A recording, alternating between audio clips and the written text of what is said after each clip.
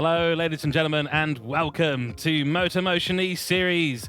And we're back for the Mercury Walch TCR Cup. It's 2025, and we are here in the latter part of the season. It's the European leg, and we're nearly halfway through that. It's the last few rounds of this season of racing. Excited for today.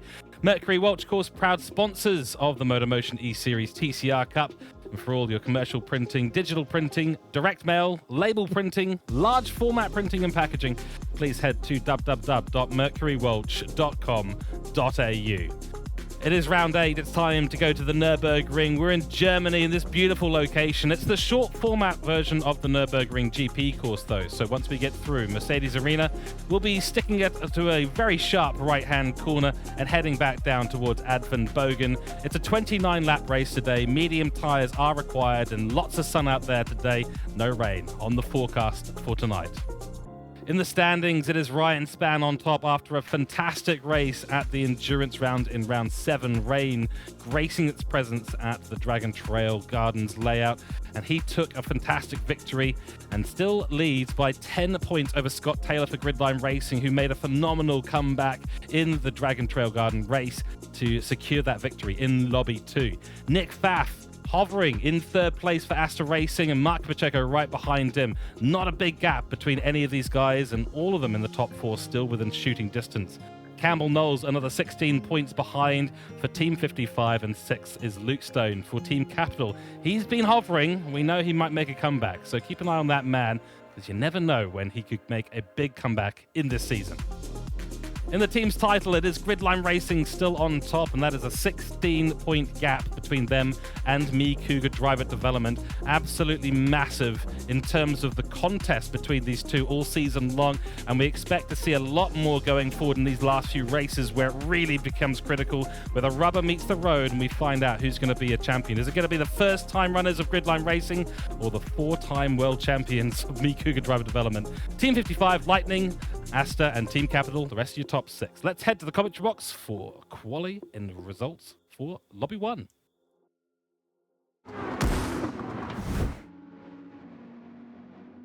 Here we are in Lobby 1. It's Season 4, Round 8, and we're going to be going to this beautiful Nurburgring endurance layout. We'll say what they call it in-game technically. It's actually the Sprint, 29 laps today. My name is George Cooke.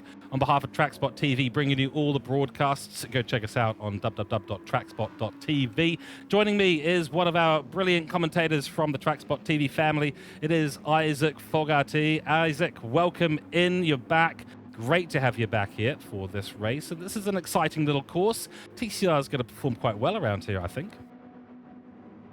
Yeah, good day, George. Good day, everybody watching along at home. I'm very, very much looking forward to this race. We don't see the sprint course used too often in the league format in various leagues. It's not really used much in the game, I don't think. So I'm actually looking forward to what action lays ahead. Obviously, we cut out some of the key parts of this circuit and very much shorten up the lap. So it should be exciting racing, and with not a long lap, there's not a lot of opportunities to make mistakes, but if you get something wrong, it could cost you a lot of time. Yeah, it certainly could, and obviously we will be keeping a very, very close eye on what that looks like. It's going to be interesting to see exactly how things play out in the two lobbies. We have Gridline and Me Cougar yet again in the same lobby, so this is the real big title fight, and an opportunity for Me Cougar to actually come back in this one and present themselves a bunch of points and maybe get ahead of Gridline Racing. We shall see. Let's take a little look at the qualifying results for Split 1. Here you are, and it is Matthew Joinson on top. Sorry, it's to Lobby 2. Correct myself there, Isaac. It is Lobby 2 that we have Me Cougar and Gridline in. Lobby 1 will in fact be the other remaining teams. So Matthew Joinson for Jamco Racing, 131.438. Very, very close behind him is Nick Pfaff for Astra Racing. The start could tell the tale. First corner, always a bit of a shake-up. Then Campbell Knowles in third place. And he had a fantastic run of form, of course, at round 7. Didn't end up working his way into that win, but did get that qualifying pole and a bunch of points. 131.492. And Blake Durston there for CP Motorsports. First time CP Motorsports been in our top 4 screen with a 131.8. That top 3, it's all 131.4. Close as anything. Yeah, there's nothing separating those qualifying results, and that's what we love to see. in this TCR series. It's so interesting that cars can go so many different directions with setup. You can do, you can be lower, you can be high, you can have wider camber, that sort of thing, but then they all still find their way to being well within a tenth of each other in qualifying. And Blake Durston, I believe he's had a couple good qualifying performances this season for CP Motorsports, but then things don't necessarily go well in his race. So I'm interested to see whether that car was just set up for one lap pace or whether he can make it work for him today, because it'd be nice to see him get a good result.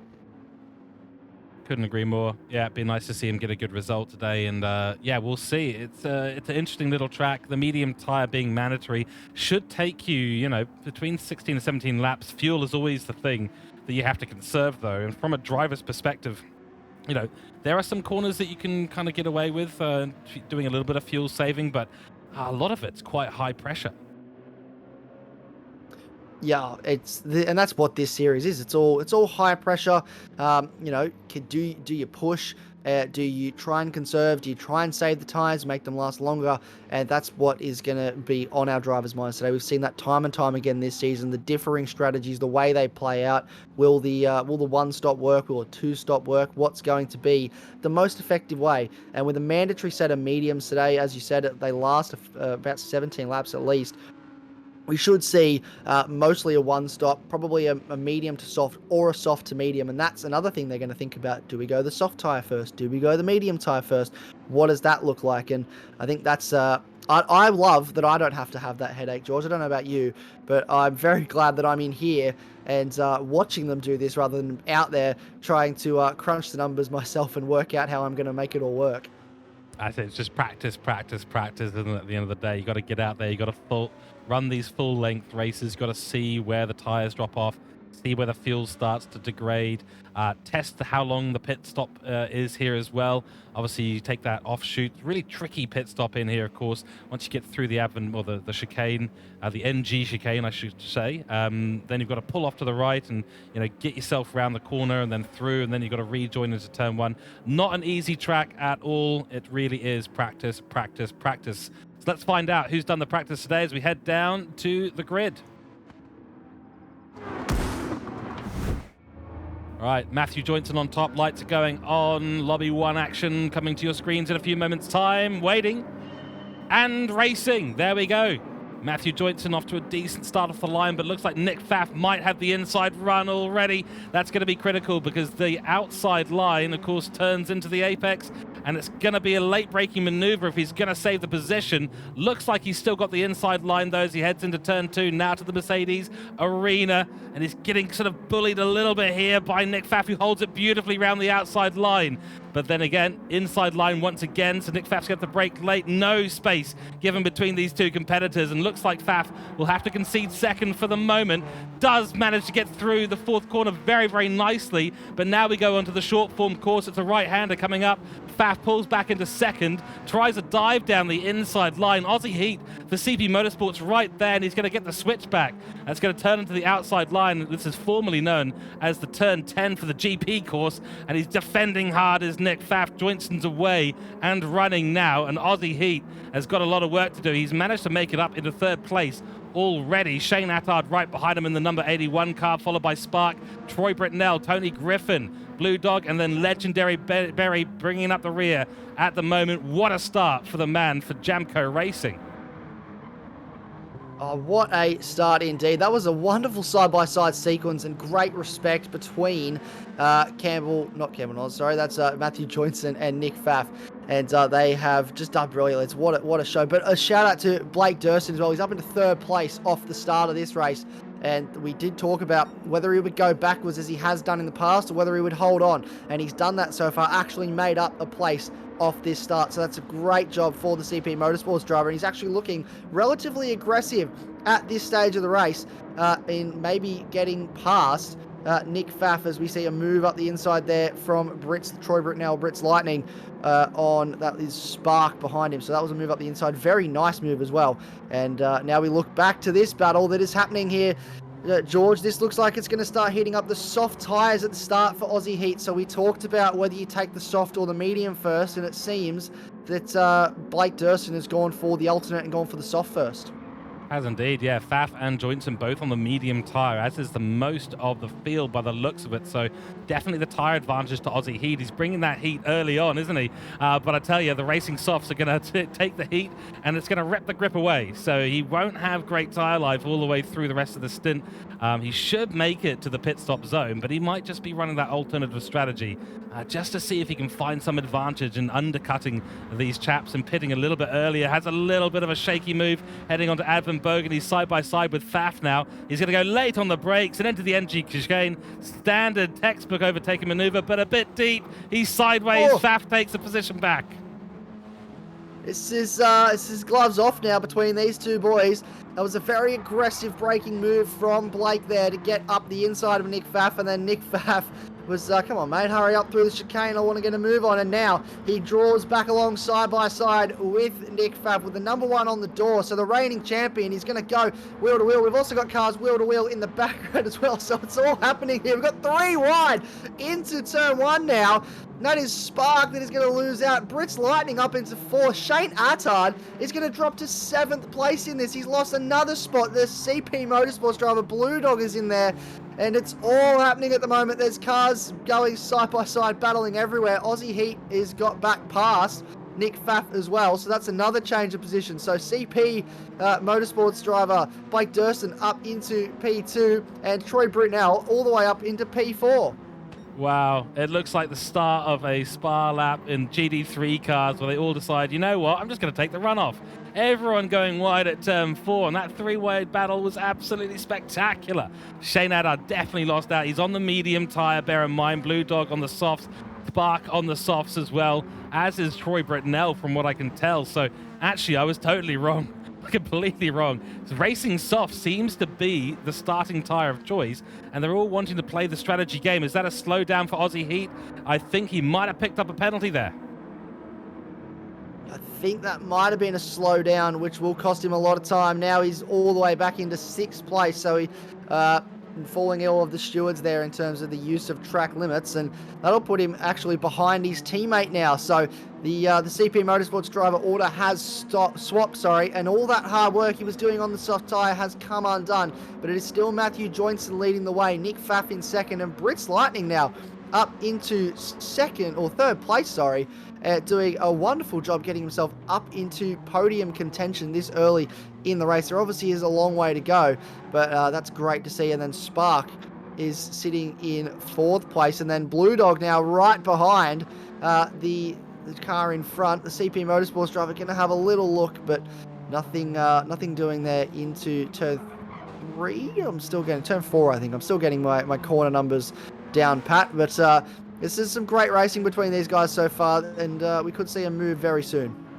Certainly could. Yeah, the soft runner is obviously on a bit of a charge at the moment. Matthew Joinson getting away cleanly. Didn't get caught up in that battle for 2nd place. So lucky for him, his medium tyres and his strategies on track to be executed in the way that he wants. Nick Pfaff has gotten past again, of course, so he's back in the 2nd place and has that clean air as well. Just needs to start building that gap from Nick Pfaff, but it's going to be a struggle if there's sector purples being lighted up on the timing sheets by Troy Britnell, which there are right now.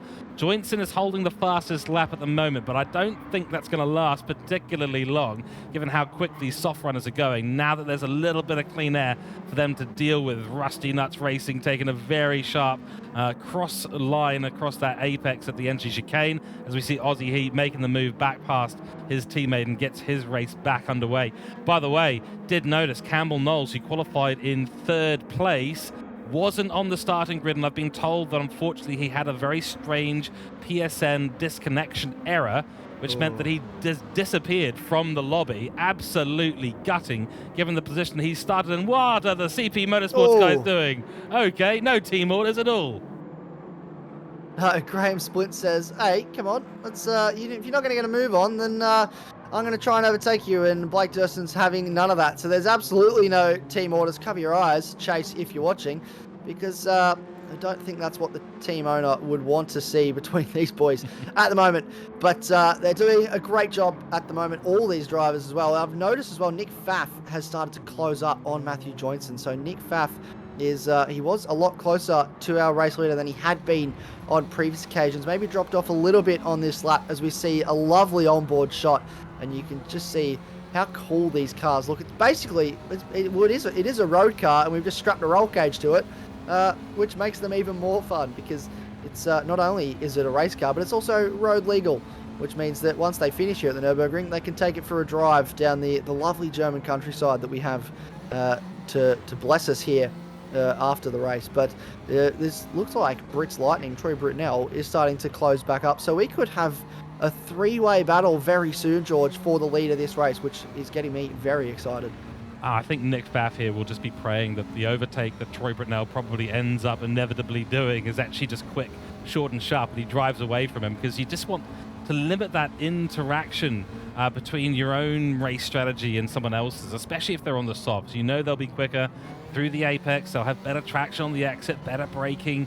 Everything's better on the soft tyre until a point, and this is what these guys will be hoping for now. Yes, Britnell's caught up, but they're looking for that crossover period. Right now the mediums are looking pretty safe in terms of the amount of grip that's currently on the car. And looks like someone's had a massive issue there. We have lost Troy Britnell, and he's suddenly down in 7th position. So Nick Pfaff can take a sigh of relief. What on earth has happened to Troy Britnell? I think he must have had an issue. So let's have a little look and see if we can figure out exactly what's happened. I think he must have turned himself around.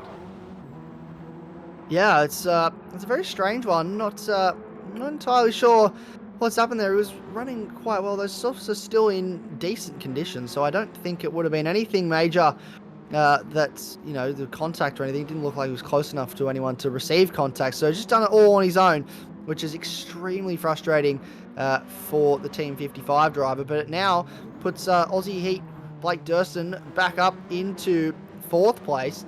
And Spark is now on the podium, but that looks like it could come under threat from the man right behind, who's had a lot of pace. Obviously had that incident a couple laps ago, which put him further back into the pack with that slowdown.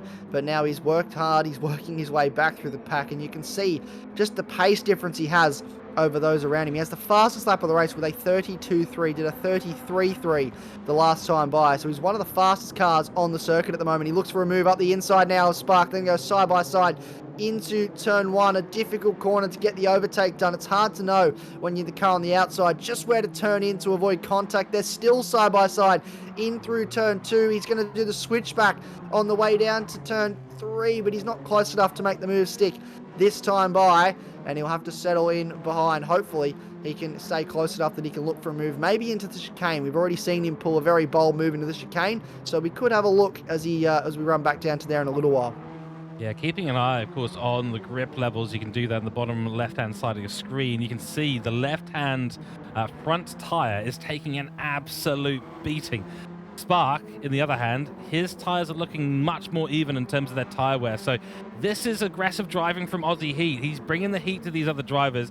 That mistake he made is absolutely gutting. He would have been cutting through the top 2 by this point, I suspect, given the pace he's got. Fastest lap to his name as well, 132.309.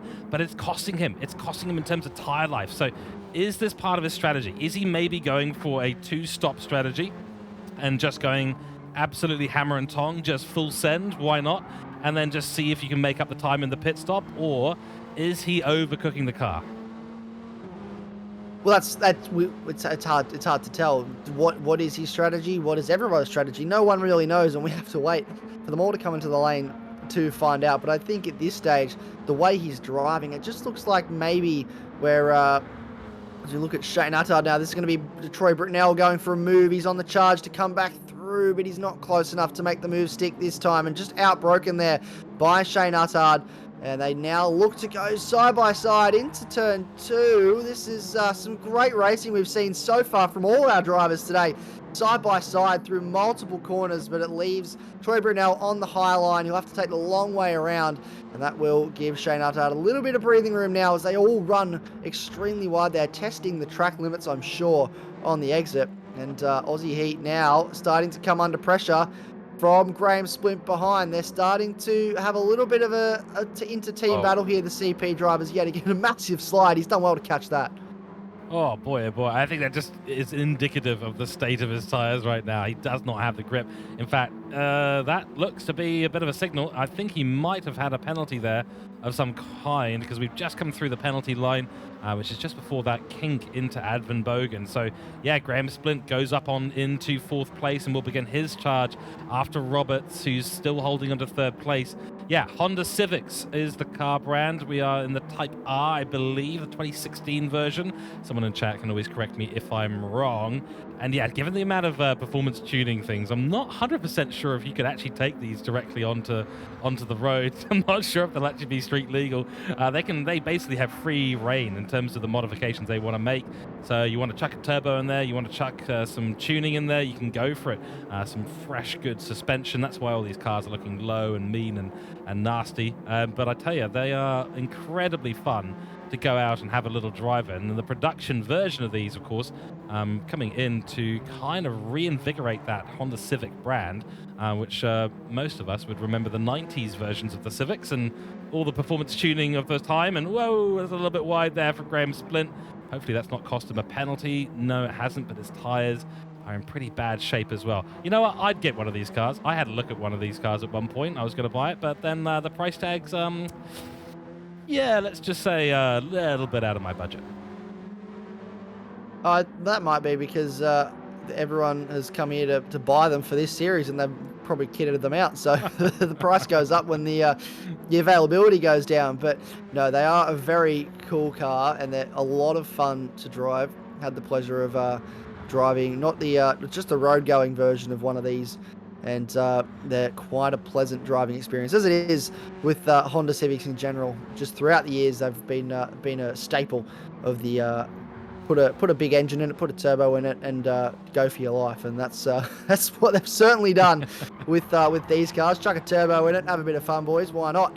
And that's Troy Britnell now into the lane as well. So we've had 2 cars. Aussie Heat came in not too long ago for his stop, so he'll be going for a 2-stop in this race, I would suggest. And now it looks like Troy Britnell is following suit and also going for a 2-stop. Legendary Berry as well on the medium tyre is into the lane. Still 17 litres of fuel left, so plenty of fuel on board to do another lap or 2, but has come in early off those medium tyres, which I think is a bit of a short stint.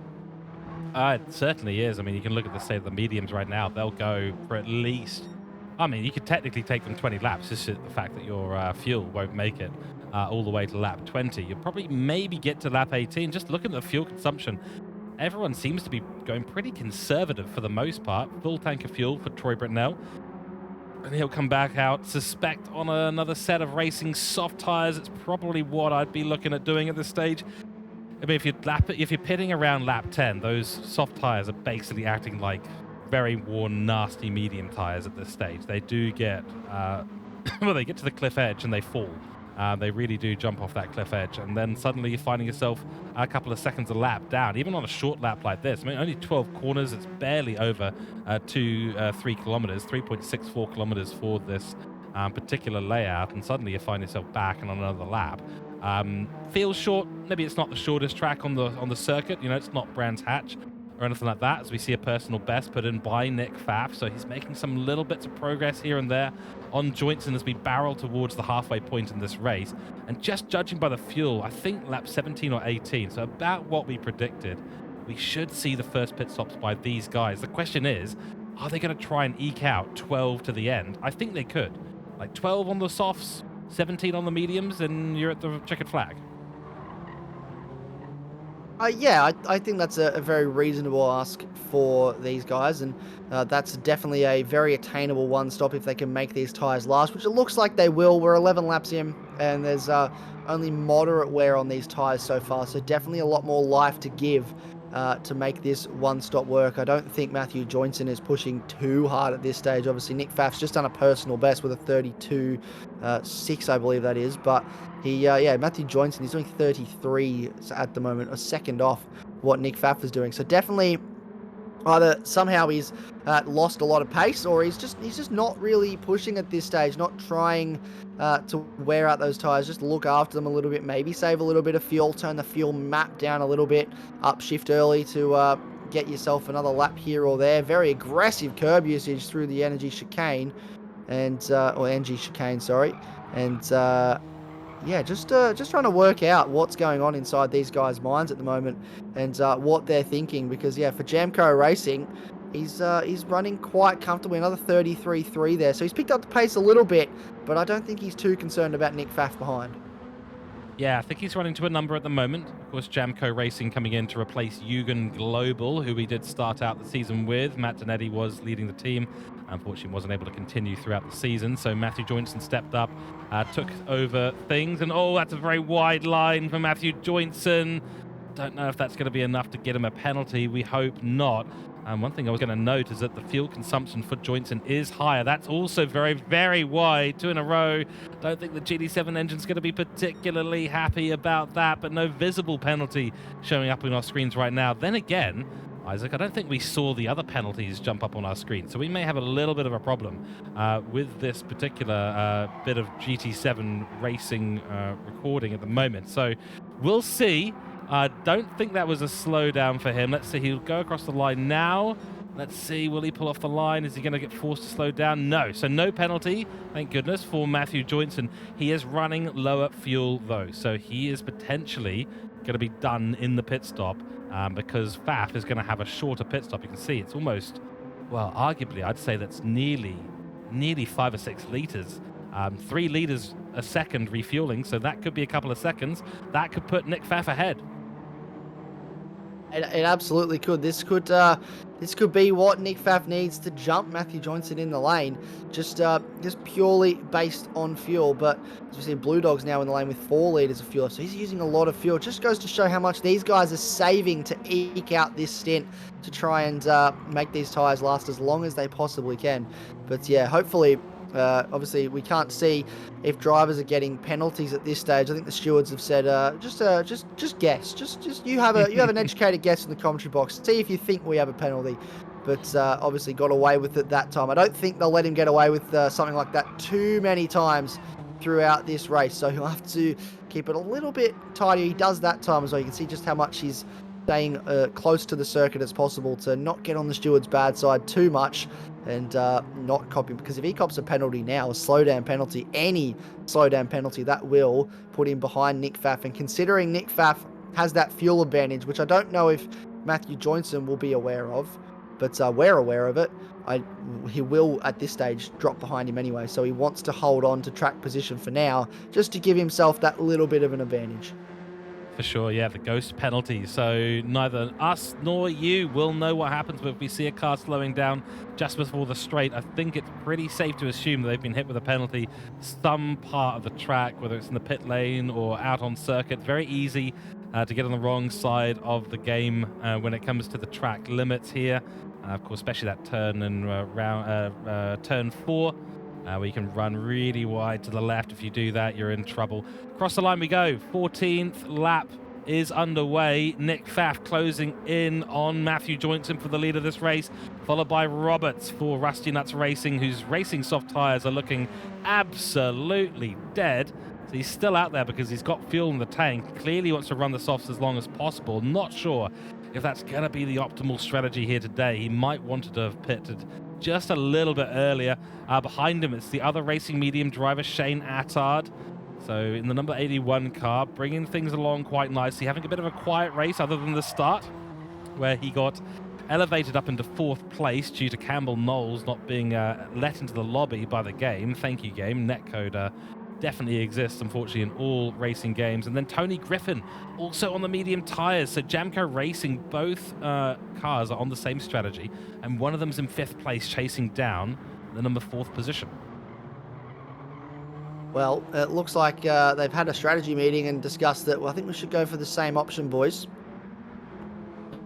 And that's exactly what they've done, because they've lined up their strategies, and it's working quite well for Tony Griffin at the moment. He's sitting, as you said, in 5th place. He's got Aussie Heat behind him, but remember, Aussie Heat has stopped in this race, and that's actually a fair gap between those cars at the moment. So we'll keep a very close eye on that as this goes on, but we'll also keep an eye on the fact that he's gaining on Shane Attard. Speaking of gaining, Nick Pfaff has gained the race lead, so he's gone past Matthew Joinson, and I don't think Matthew Joinson's going to be too thrilled about that, giving up track position, but it now means we have a new leader of the race.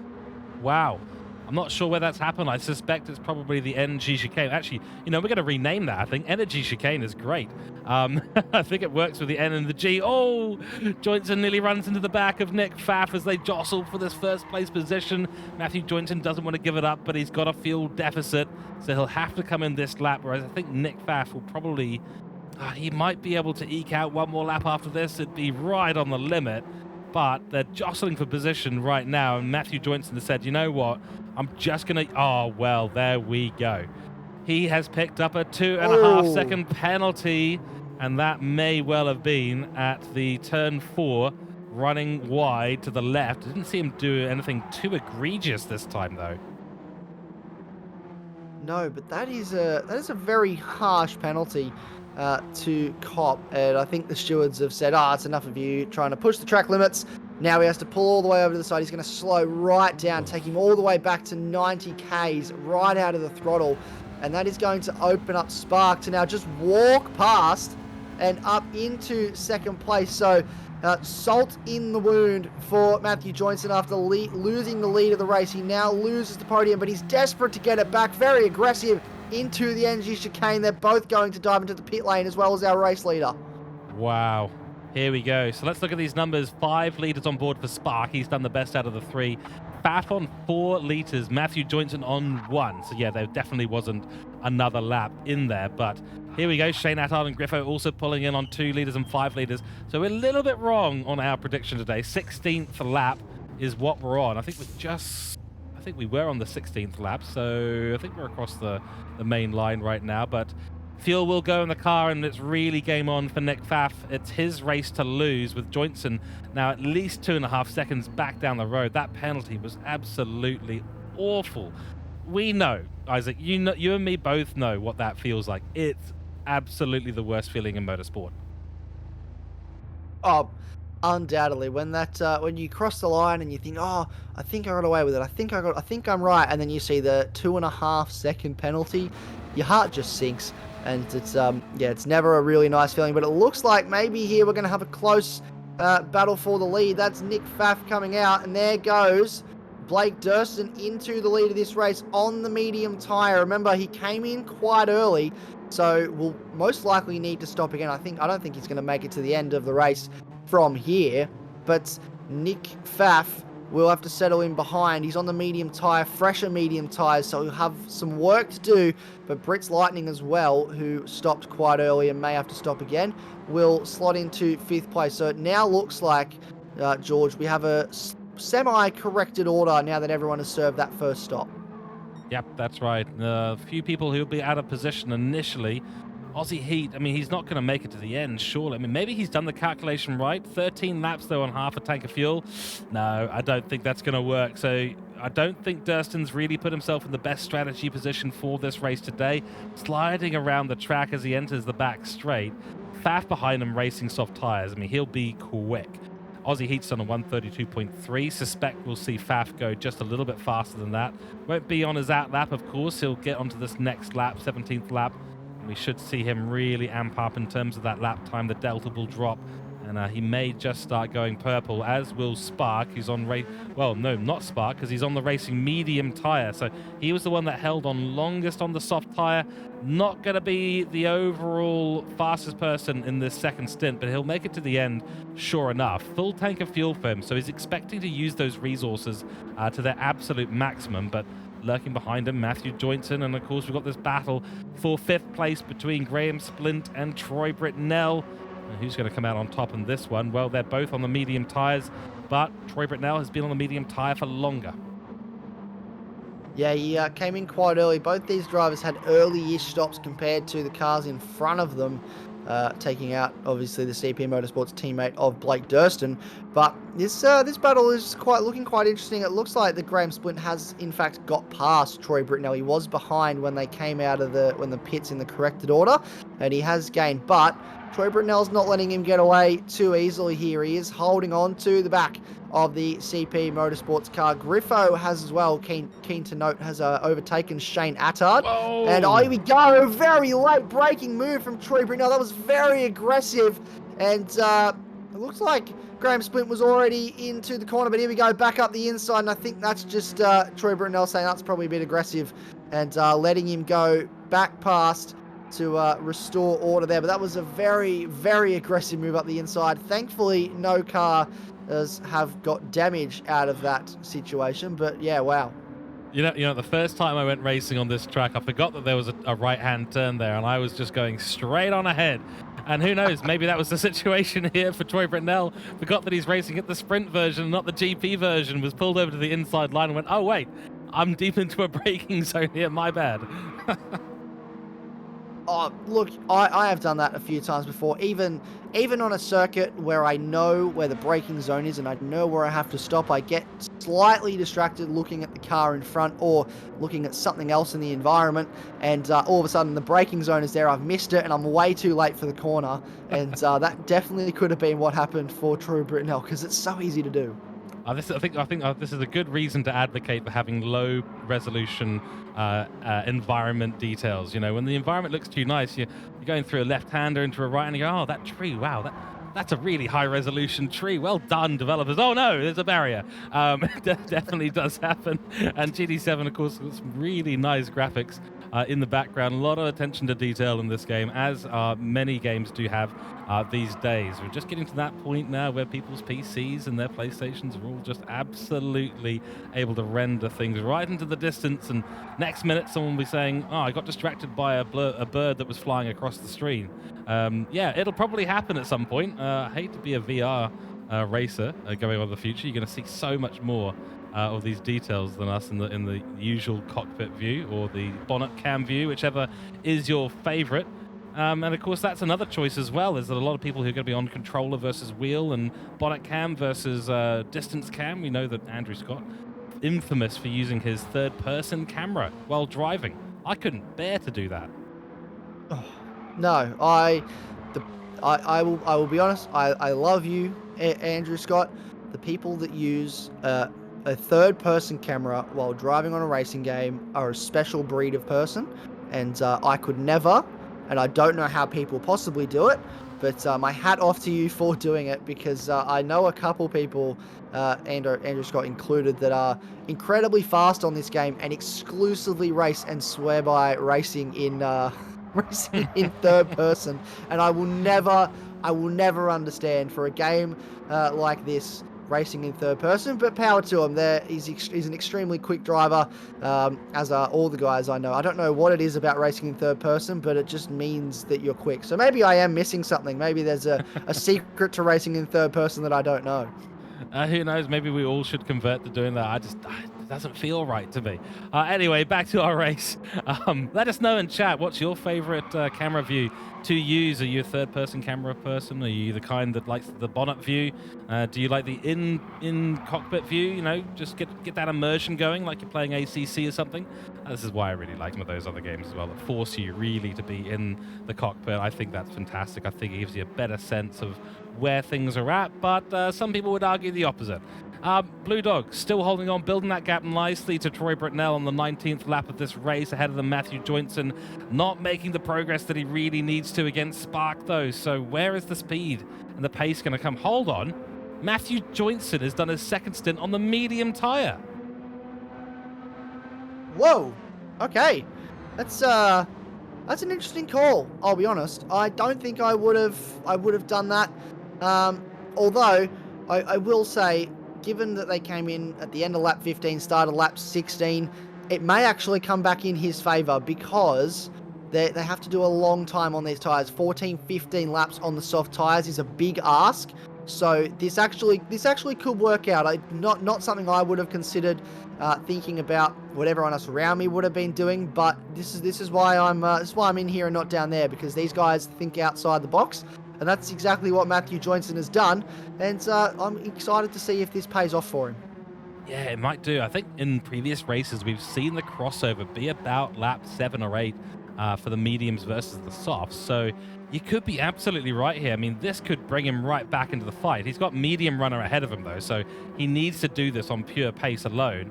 He's got a little bit more fuel in the tank, so it could work out in his favor. In the meantime, no fastest lap's been set just yet. Personal best, though, on lap 19 for Nick Pfaff.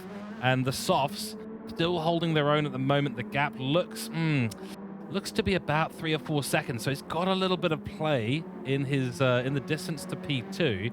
But I tell you what, it could end up. This could be a really bad situation for Nick Pfaff. We know he's a fantastic driver. We know he's got plenty of pace. 32.7. The guys behind are doing 32.8 and a 32.9 at the moment. So he's still about a tenth or two faster than his competition, as we see Blue Dog and Troy Britnell jump in for their final pit stop of the race. Yes, we were right on that account at the very least. 2 stops for those 2 chaps. But I don't know. Nick Pfaff could either be in a lot of trouble here, or he's just going to have to manage this pace. And he's got the gap behind him. He can manage it a little bit. He can, and it looks like he's pushing at the moment. If I was Nick Pfaff, I probably wouldn't be pushing this hard at this stage of the race. Plenty of fuel in hand, but definitely probably not the tyre advantage as the race continues on. He's definitely got the tyre advantage now, but he won't as we get to the pointy end of this race. I do want to point out, because I am curious. I know Griffo is going for a 1-stop as well. Didn't have the best qualifying, but he's currently sitting in 4th place. If he's on the medium tyre, he's on the soft tyre, okay.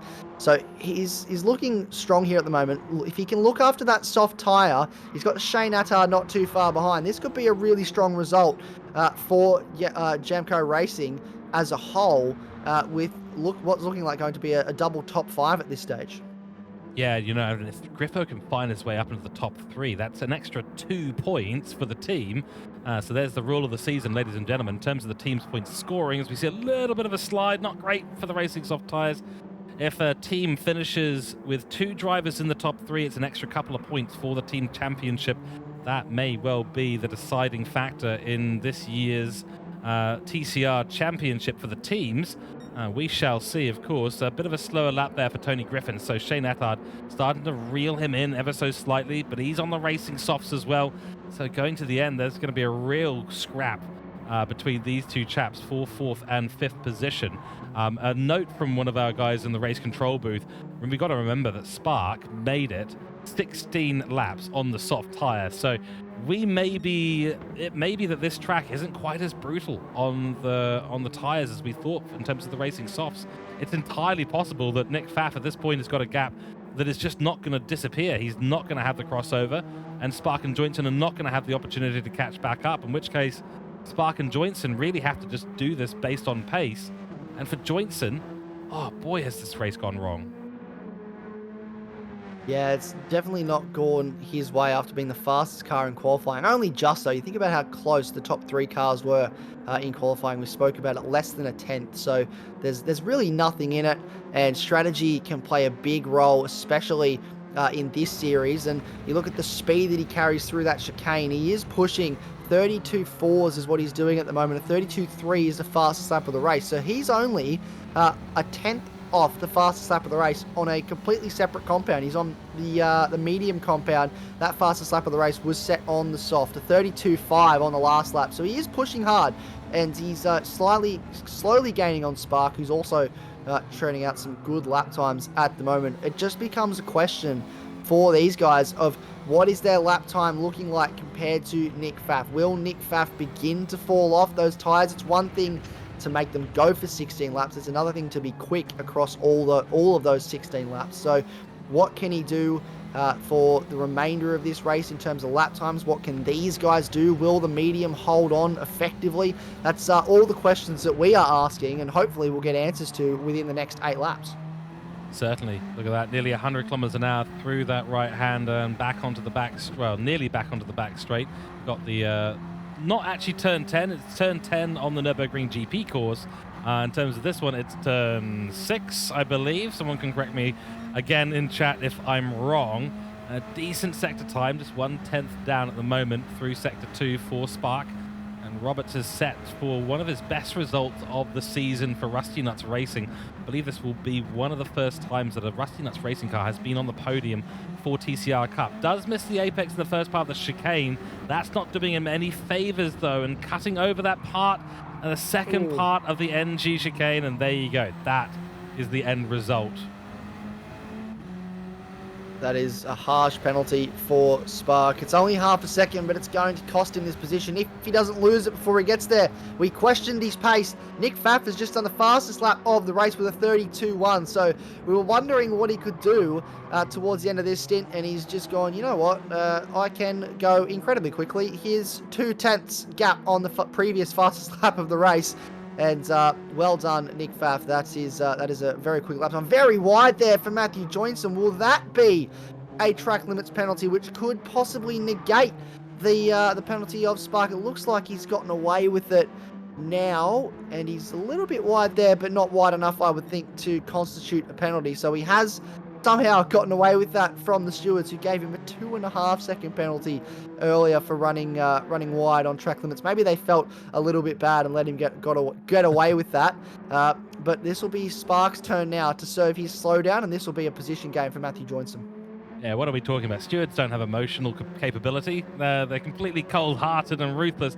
There's the slowdown, and through goes Matthew Joynson. It's going to be easy as, and he'll take that on the outside line. He'll move in front of Spark, and that's all she wrote. Still, podium position for Spark, so not the end of the road for him at all, and does depend on what Matthew Joynson does, because he has been right on the limit this entire race. I swear he has been teasing the stewards. They've probably reviewed a bunch of his footage. Nearly every single turn, every single corner, we shall see.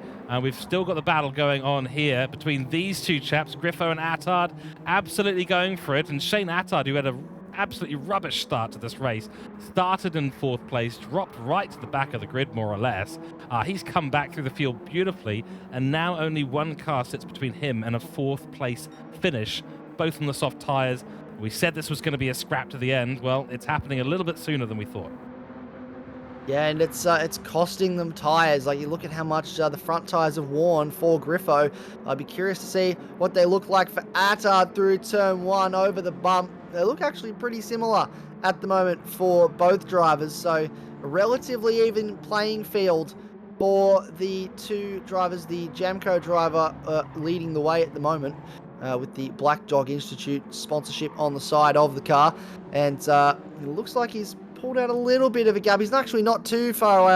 I just couldn't see the angle there with the camera. It looked like he was more ahead than he was. Look how close they are through this I don't know what the name of this corner is. I don't know if it has a name, but still, well, I'm sure someone in chat can correct me if it does have a name. I apologize.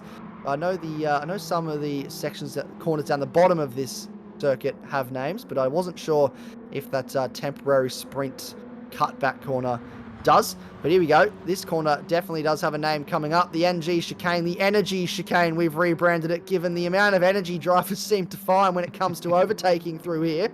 And he's not quite close enough to make anything happen, but these two, I suspect it's going to go on for a while. Certainly will do, and the battle for second place is not over either, as Spark is a little bit resurgent, getting a little bit of energy, maybe from the energy chicane. I'm not sure. Might be where he's getting some energy from. He's certainly been launching the car, build up enough energy into that suspension, launch the car, get onto 2 wheels, and hopefully not send it into the shadow realm, but he hasn't done so far. And I can actually answer that question. I've just found the right track map here. It is the Curzon Bindung, is apparently what it's called. Yep, so into the Curzon Bindung we go for the 26th time of this race. Interesting names, of course, for the corners here in Germany. And if we mispronounce anything, we humbly apologize, or Isaac certainly will do. Me with a British accent might be less apologetic about mispronouncing other languages' names for reasons that we won't go into right now, let's just put it that way. But Spark losing a little bit of time through that sector. Joynson has got a good run of form through the Curzon Bindung, through Michelin, and then Warsteiner, which is the one that brings us down onto the back straight towards Advenbogen, and now back into the energy chicane. The NGK chicane is what it's actually called, into the Coca-Cola curve. I think that was renamed a number of times in the different layouts, different formats we've got.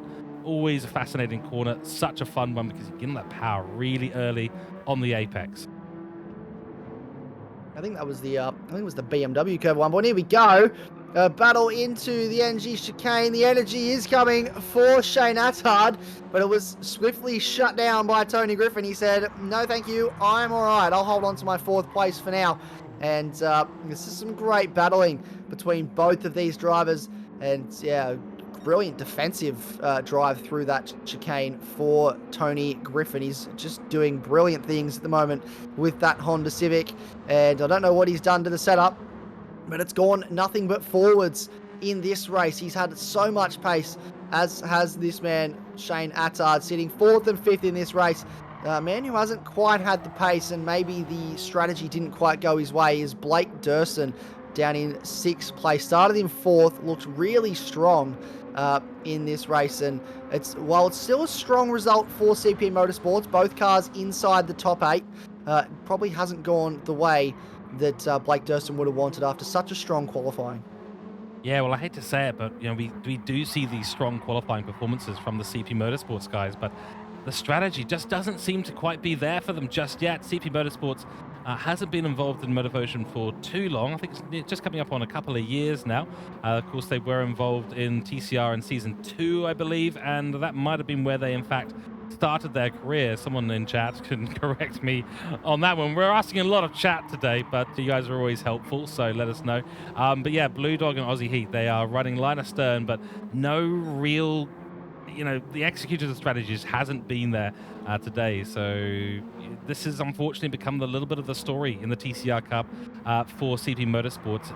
In the meantime, these soft tires just getting closer and closer to the point where they're not going to have any grip, and it's really going to become a race on ice. And we'll see a few dance moves out there, I suspect. I absolutely think we're going to start to see a few dance moves. And if you like Disney on ice, you're about to see. Oh, here we go! He's in the wall. They've turned him. Shane Attard. They were side by side into the corner, and Tony Griffin got very aggressive on the defense. I was about to say, if you like Disney on ice, you're about to see Honda Civics on ice. We've seen Honda Civics in the wall on the way into turn 1, and Tony Griffin, he's carrying front end damage now, and that'll be something the stewards will have to look at. But that is a huge moment in this race with only a handful of laps to go. Wow. Yeah, it looked like Shane Attard was he held the inside line onto that one.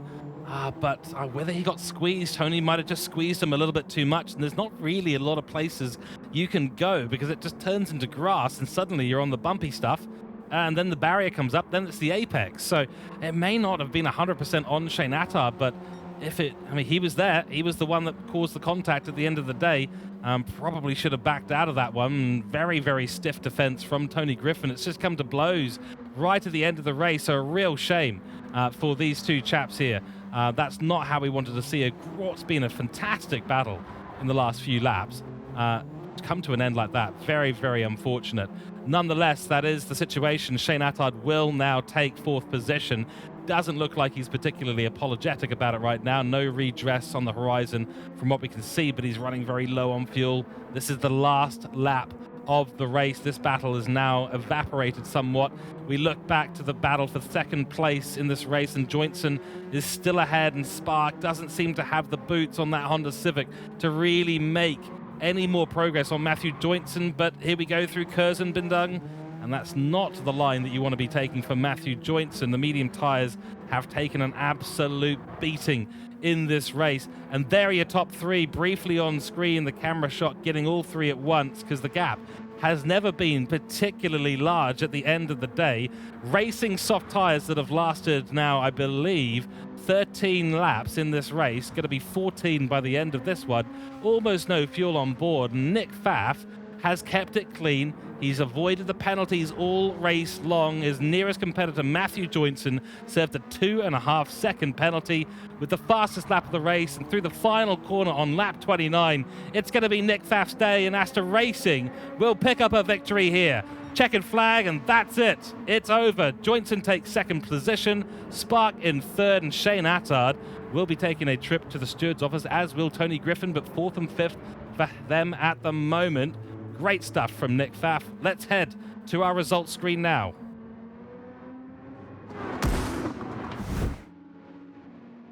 Wow, what a spicy end to that one. Not used to getting incredibly spicy food in Germany. Today we got it. It was Disney on ice, race on ice, TCR on ice. That is for sure. A couple of great battles throughout the grid But overall, it was Nick Pfaff on top for Astor Racing, 50 points. Matthew Joinson coming in second place, so a good recovery at the end of the day, but picked up too many penalties and really hammered himself. I think he had the pace today to win. Nick Roberts, of course, on third place, one of their best results for himself, one of the best results for Rusty Nuts Racing, on the podium for 44 points. Shane Attard in fourth, Tony Griffin in fifth, and what a battle between these two. Got our hearts pumping at a very, very high rate. And then Graham Splint will pick up 38 points in sixth place for CP Motorsports. Isaac, let's recap what we've seen. Quite the show. We'll take it to Broadway next time. I think, yeah. If we're gonna put this on ice, we should probably do some arena tours and take it around the country, because I think it's definitely very entertaining. And what a race that was! Congratulations to Nick Pfaff. Matthew Joinson, obviously, pole sitter for today, didn't quite have the pace in the race to keep up with the reigning champion, the defending champion. But Shane Attard and Tony Griffin, what a battle that was! And I think, I don't know about their mothers, but my mother always told me if you roughhouse and muck around long enough, eventually someone's going to get hurt and it's going to end in tears. And that's exactly what happened for Tony Griffin. It ended very much in tears, and they'll have to have a chat with the stewards about that. And then Graham Splint gets the better of his teammate Blake Durston in the CP Motorsports cars, and I think that just adds to a difficult day for Blake Durston after qualifying so well. Drops out of the top 6, which is a shame. Certainly is. Let's talk driver of the day. Let us know in chat who your driver of the day is for round 8, lobby 1. I'm going to start, and I'm going to go straight to third place. Nick Roberts for Rusty Nuts Racing. It was clean. The strategy was interesting, but it executed very, very well at the end of the day. 16 laps on the soft tyres, and then a medium stint at the end. Finishes in third place. Nearly had second as well, bear in mind. So I think Nick Roberts did a fantastic job today. What do you think?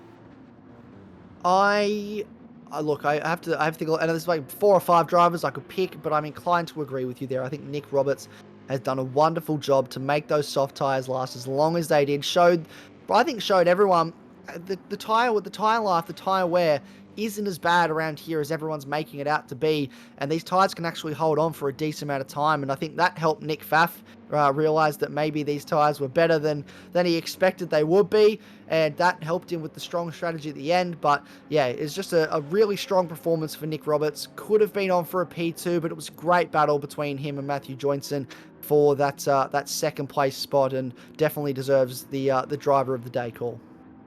Massive, there we go. So let us know in chat, of course. And you are watching MotorMotion E-Series. It's the Mercury Walch TCR Cup. Go and check out our primary sponsor on www.mercurywalch.com.au. Go and get signed up for the GT3 Championship happening later this year. MotorMotion E-Series, the premier event. Spots are filling up rapidly, so head to www.motormotioneseries.wordpress.com. Get yourself signed up. There's also the Facebook and the Discord to jump into. And, of course, our broadcasting partner, TrackSpot TV. Go and check us out on www.trackspot.tv, bringing you the broadcasting and commentary for this season and for the GT3 Championships coming up later in this year. Lobby 1 was absolutely brilliant. Massive amounts of fun there. Fantastic stuff. Very much looking forward to seeing what's going to happen in Lobby 2. So I will be joining everyone in Lobby 2 in the commentary box, but Isaac, unfortunately, will not be. Isaac, massive pleasure to have you in the commentary box, as always, mate. Always good. No, thank you very much. Always a pleasure indeed. Had an absolute blast. It was great racing to watch, and now I get to sit back and enjoy all the lobby in, or action, sorry, I should say, in Lobby 2. Well, I hand over to another very capable Novocastrian. Indeed. Yep, I knew that word was going to come up at least once in the stream, so I don't put you guys together in the commentary box anymore. Fantastic stuff. Massive thanks to Isaac Fogarty. We'll be back after a 5-minute break. Stay tuned, grab yourself a cold drink, and we'll see you very soon.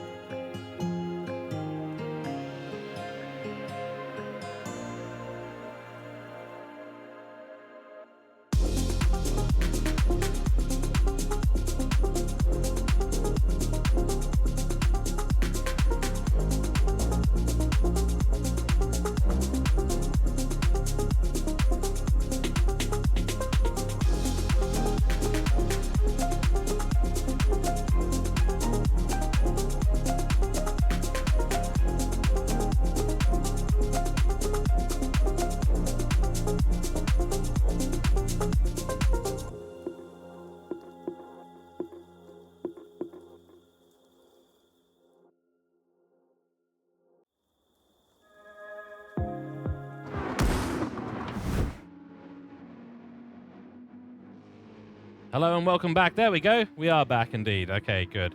Welcome back to the Mercury Walch TCR Cup here at MotorMotion E-Series, broadcasting brought to you by TrackSpot TV. It is Season 4, Round 8. It's time for Lobby 2 coverage, and you've got the two biggest fans of Lobby 2 in the box today. It's myself, George Cooke, and Nick Pautasso. Nick, welcome back into the commentary box, mate. Good to have you here for our favourite lobby. It always has to be a pleasure to be commentating Lobby 2. Whatever it is, it's always going to throw up some spice. But we've got the big hitters. We saw a fantastic Lobby 1 there. A couple of different strategies there. A great result for Nick Pfaff and Asta Racing. Matthew Jordan's getting his first podium for Jamco. And Nick Roberts going back-to-back for Rusty Nuts Racing. But we've got the stacked lobby here, George. We always say Lobby 2 throws up a bit of spice. But with the big names in this lobby, I'm very excited to see what goes down in Nurburgring. Yeah, that's right. And 16 points between Gridline Racing and Me Cougar Driver Development. So this is the key round. This is the round that Me Cougar have kind of been waiting for. We know that when these two teams operate in the same lobby, it often ends up being Me Cougar just eking out that win ahead of Gridline Racing. So this is going to be really, really key. It's also key for the Drivers' Championship. Only 10 points separating Ryan Spann from Scott Taylor. So Scott Taylor needs a really good result today versus the guys at Me Cougar. Yeah, absolutely. And it's very hard to fault how Me Cougar's progression has been throughout the whole season, Season 4. That's why they're the triple teams champion in the TCR Cup Championship. So Gridline is really putting in the hard work to try and topple that and try to get themselves the first teams and potential drivers championship in their cabinet, whilst they have a lot of accolades from their previous manufacturer championship in the last season that they had only a few months ago. So they're going to look to add another trophy cabinet to their closet, whether it's going to be teams or drivers or both. We'll find out in due course, because this is the moment that we've been waiting for. Me Cougar, Gridline Racing, who comes out on top in round 8. Right, it's going to be an exciting one. Let's take a little look now at the qualifying results. And I guess the first blow has been dealt by Me Cougar. This is a massive upset here. Ryan Spann on first position. He'll pick up an extra couple of points for that in the Drivers' Championship for Me Cougar, a 130.794. We were seeing, I think it was 131.4s in the previous lobby. So that is 7/10 or so faster. Ryan Spann on top, followed by Luke Stone for Team Capital in second place, actually pipping Andrew Scott for that first grid row position by, wow, almost nothing, less than a tenth for the second. Andrew Scott in third place for Me Cougar, and then Michael Brill for Lightning Motorsport, a 131.5, so half a second back. Where's Gridline? Yeah, not in the top 4 there, and that's a huge, huge shock here. I mean, 29 laps, it's not all about the qualifying. You can get yourself a really good, decent starting position. Absolutely, that'll give you an upper hand for the overall result. But Gridline's got all the hard work to do from towards the second half of the grid. They've got to get past a couple of the Lightning Motorsport cars. Luke Stone, who's a very capable steerer in his Honda Civic. Andrew Scott, who can definitely be the wall of defense for the Gridline boys. And then Michael Brill, who's been flying under the radar this season, putting on some spectacular performances for Lightning Motorsport. But it is clear track and clear air for Ryan Spann up in first position, and a really solid lap there, 1:30.794. Great handy lap time. Yeah, so this is huge. I mean, Ryan Spann's in the box seat right now. This is good news for him. From what I can tell, 5th and 6th position, so just outside of the qualifying results we're seeing on the screen. That's where Scotty and Pacheco are. So they are right there in the mix.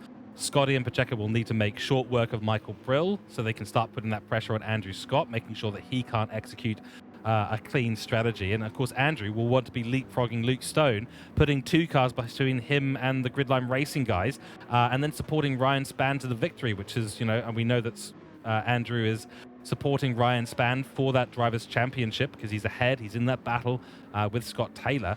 So early doors, this comes down to a lot of decision making. I suspect we'll be seeing a lot of the front runners go with the mediums first, Nick.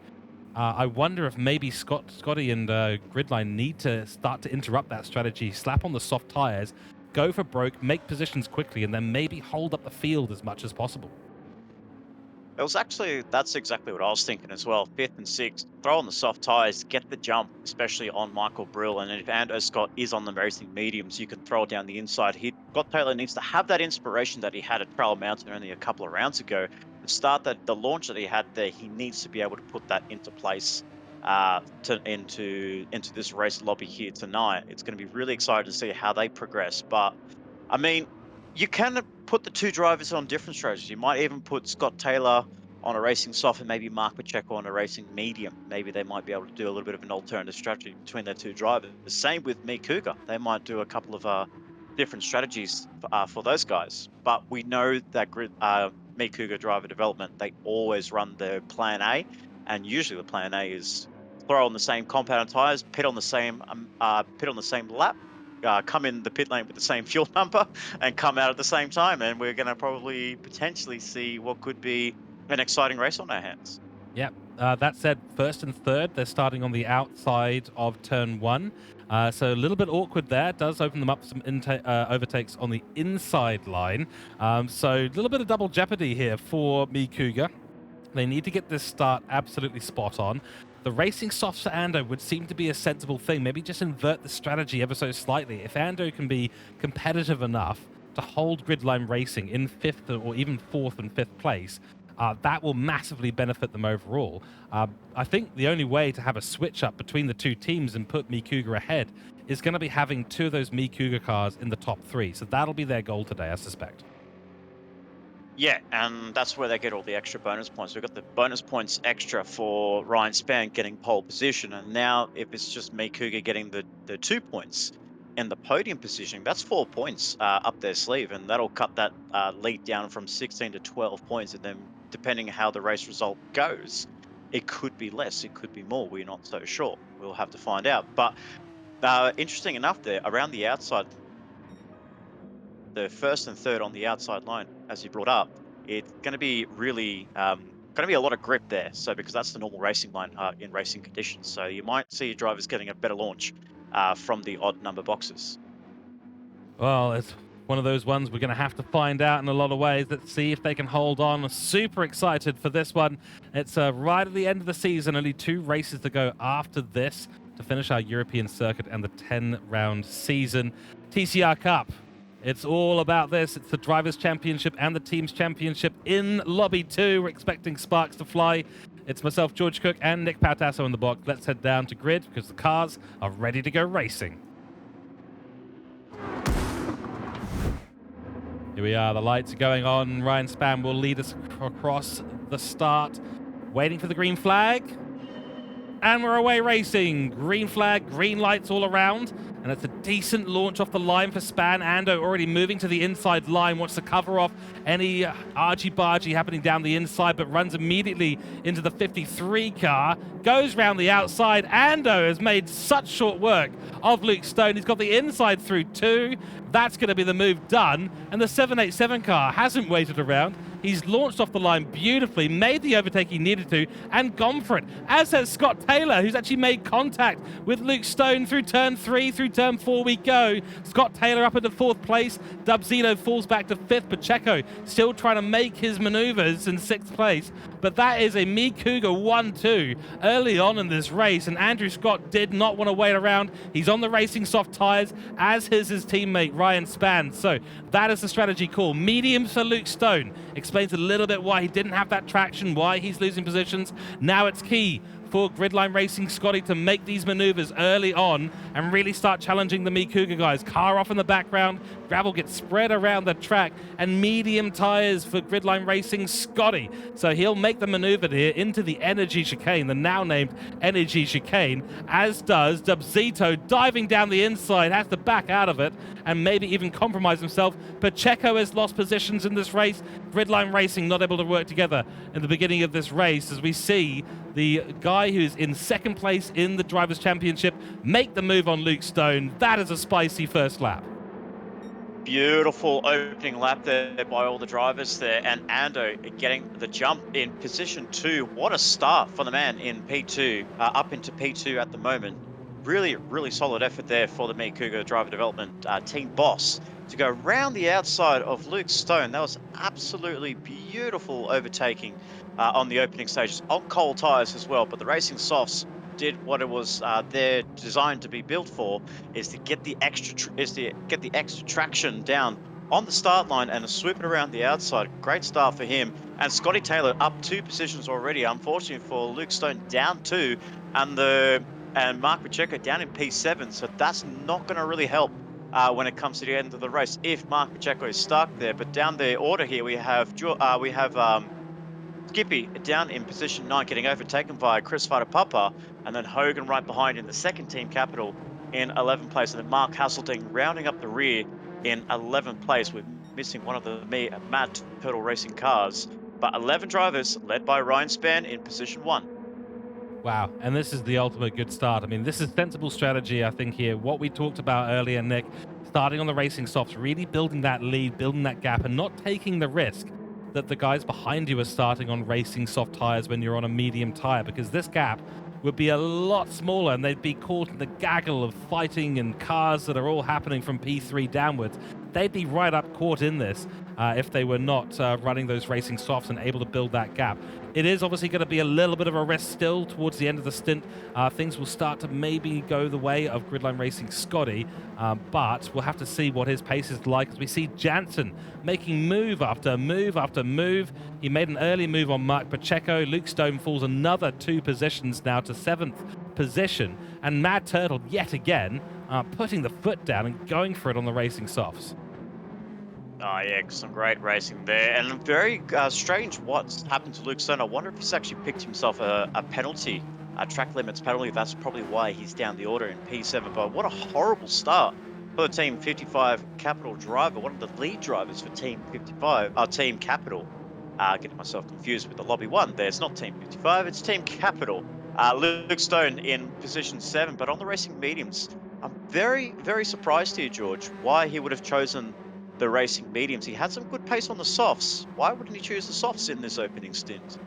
Yeah, it's a tricky one, isn't it? It's the dilemma. It's the thing that gets us all paralyzed at the beginning of the race. Oh, I'm starting up the order. Ideally, I want to be starting on the tires that are going to give me the best strategy execution. And he's probably looked at most of the races throughout the season. The top guys have all been starting on the slower tire and just making things work. Here we go, Jansen into the final corner, into Coca-Cola curve, and he's got the inside line. Beautiful work. Dubzito has to be pushed to P5, but he'll come back into turn 1. Let's keep an eye on this. But it is that dilemma, isn't it? Starting on the medium tire, you're going to be slower. This race, I mean, for me, anytime I'm starting up the top, which is not often, I will be honest, not often when I start at the top of a race. In fact, once in a blue moon, actually, it's that rare. But I will usually start on a faster tire if I'm up in the top 3. Yeah, and he almost dropped down to P8 momentarily, just behind Chris Fautapapa in position 8 in the other Lightning Motorsport entry there. We saw Michael Brill getting passed by Mark Pacheco recently, but then, yeah, now Fautapapa is now ahead of Luke Stone. So this is a disastrous 4 laps into this race for Luke Stone, starting from the front row all the way down to P8. This is not how he wanted his race to go. I actually jumped into a practice lobby with him on the day of the race, and I could just see his pace on the soft tire was absolutely incredible. I couldn't not even match his time consistently. He had the pace on the softs. His tire wear was actually great. So obviously he's going to try and use that towards the second half of this stint, but I feel like track position is what you need. And if you are on the front row, you have to stick with the guys in front. You have to stick with Spanner. You have to stick with Ando, because then you've got the other guys, the other title contenders, Scott Taylor and Mark Pacheco down in P6. They're just going to swallow you up, and unfortunately that's what happens to him. Pacheco in P6 in in a little bit of no man's land at the moment behind Dubzito. Yeah, Nurburgring GP course, or the sprint that we're at today, is one of those tracks that's notoriously easy to defend at. If you take the right lines, if you make the right decisions, you know, allowing someone to dive up the inside, no worries. Switch back, get back onto the inside, or hold it around the outside, take a wider line, and then suddenly you're back into the Mercedes arena. The inside line will keep that position for you. So you can be really annoying as a driver who's at risk of being overtaken at this track, and really control another person's strategy. It's entirely within your capabilities of doing so. So, you know, if we see some drivers taking advantage of that, that would be absolutely fantastic. Luckily for Scotty, he doesn't have to worry too much about that, though he does have Jansen starting to creep up on him. So we shall see. But for the Me Cougar guys, well, you can see the gap on the track map right now. They're already through and onto the back straight, so they are making some serious progress early on in this race. And what we're expecting them, expecting them to get to at least lap 12 or 13, I think is what we've seen the soft tires get to. But maybe there's something that's been spat out of the supercomputer today, Nick. A double stop strategy doesn't seem like it's necessarily the best way of approaching it today. The one stop seems good. No, I feel like as well for him, it's just, I feel like they're going to get to what Nick Roberts did in Spark and for Rusty Nuts Racing. Try to get to that number, lap 16, lap 15, lap 16. That's a safe number to get to. It should be enough to get on the fuel. These guys are running to a number 51. 5 as Ryan spans laps. The consistency that he's got 31.56, 31.54, 31.53. That consistency is absolutely incredible. And at the back, they're setting the fastest lap of the race so far with a 1 minute 31.364. So he's got pace, but he's not looking to extract that on his teammate. He's just playing rear gunner at the moment. And so far, they've literally more or less cleared that Mercedes-Benz arena. So turns 2, 3, and now up to 4. They've really much cleared the field while the other drivers are coming up towards the end of the Mercedes-Benz arena. So really great performances by Me Cougar, but Jansen, the flying South African in the Mad Turtle car, he's really putting the pressure on Scotty Taylor, and we have seen these two lock horns a few times, especially last time out in the wets at Dragon Trail Gardens. I thought you were going to say the Flying Dutchman, but that would not be the right way of approaching it. They're called South Africans now, no longer the Dutch. So I've got to be a little bit careful. Oh, wait, I've said that live on stream. Okay, well, there we go. I've already thrown myself well under the bus. Yeah, Jansen has been driving fantastically. And I tell you what, Nick, these last 3 or 4 races from Jansen, he has just been getting more and more familiar with this Honda Civic, with the TCR format, and he's been thriving. Yeah, and I feel like this is kind of like a really building phase for him. I feel like I remember from the first race at Autopolis, as we see a 2.5 second penalty. Wow, that definitely must have cut that the NGK chicane there. That would have to be the case. I wouldn't think of anywhere else to get a 2.5. Yeah, let's think. I mean, we saw this happen to Matthew Joynson in the previous lobby, and we're not quite sure where it happened, but NGK chicane is surely one of the places where you're most likely to pick that up. Maybe if you run super wide through turn 3 or 4, it's possible, but 2.5 seconds is a massive slap on the wrist, and that's gutting for Jansen and his race. He's threatening. He's knocking on the door of position 3 at the moment on the racing soft tires, and 2.5 seconds is going to drop him behind Dubzito and Pacheco. Yeah, it won't be 2.5 seconds by the time he gets to the penalty burn zone, which will have to serve on the right-hand side off the racing line. It will more or less likely feel like 4+ seconds lost to Scotty Taylor in P3. And then he's got the other contenders behind, Dubzito, Michael Brill, Mark Pacheco in P6. Would he even drop behind his teammate? Looking at the track map, he's actually got a good gap between himself and his teammate. In Farapapa in P7 teammates, but there he goes off the racing line there. Dubzita goes through, easily done. Mark Pacheco, the same as well. Oh, very close on the apex there. Mark Pacheco just playing with fire there, but he's sitting now back into P6. It's going to take a little while to get his mojo back, get the rhythm back into the Mad Turtle Racer, but as I was going back to our earlier point, like I feel like he has really been developing so much since round 1, where he showed some really strong performances in the opening part at Autopolis. Throughout the whole season, he's just been getting more confidence, more consistency, really honing in his laps, and getting his bearings around the car as well. And that's why he's been getting some really strong performances. The sole Mad Turtle driver, as he's had a couple of drivers alongside him, Mitch Gray, the owner of Mad Turtle Racing as well, Shannon Jones, but he seems to be the only one that's got the 100% attendance record. But unfortunately, the team's chances for a good result is not really speaking high numbers there. Yeah, exactly right. And, it's one of those things where the drivers have been getting to grips with this new TCR format for Season 4. You've got to do the practice, you've got to put in the time to really understand it, understand how the car's going to perform. It's a commercial, production grade car, the Honda Civic. It's got tuning parts in it for the first time in TCR history. We are allowing full tuning, bar a couple of things. In the tuning selection, the variety of things you can put in, slightly limited, but pretty much free range as much as you want. So there's a lot to get to grips with because we've been running BOP for so long in the TCR Cup. There's a lot of learning to be done for a series like this.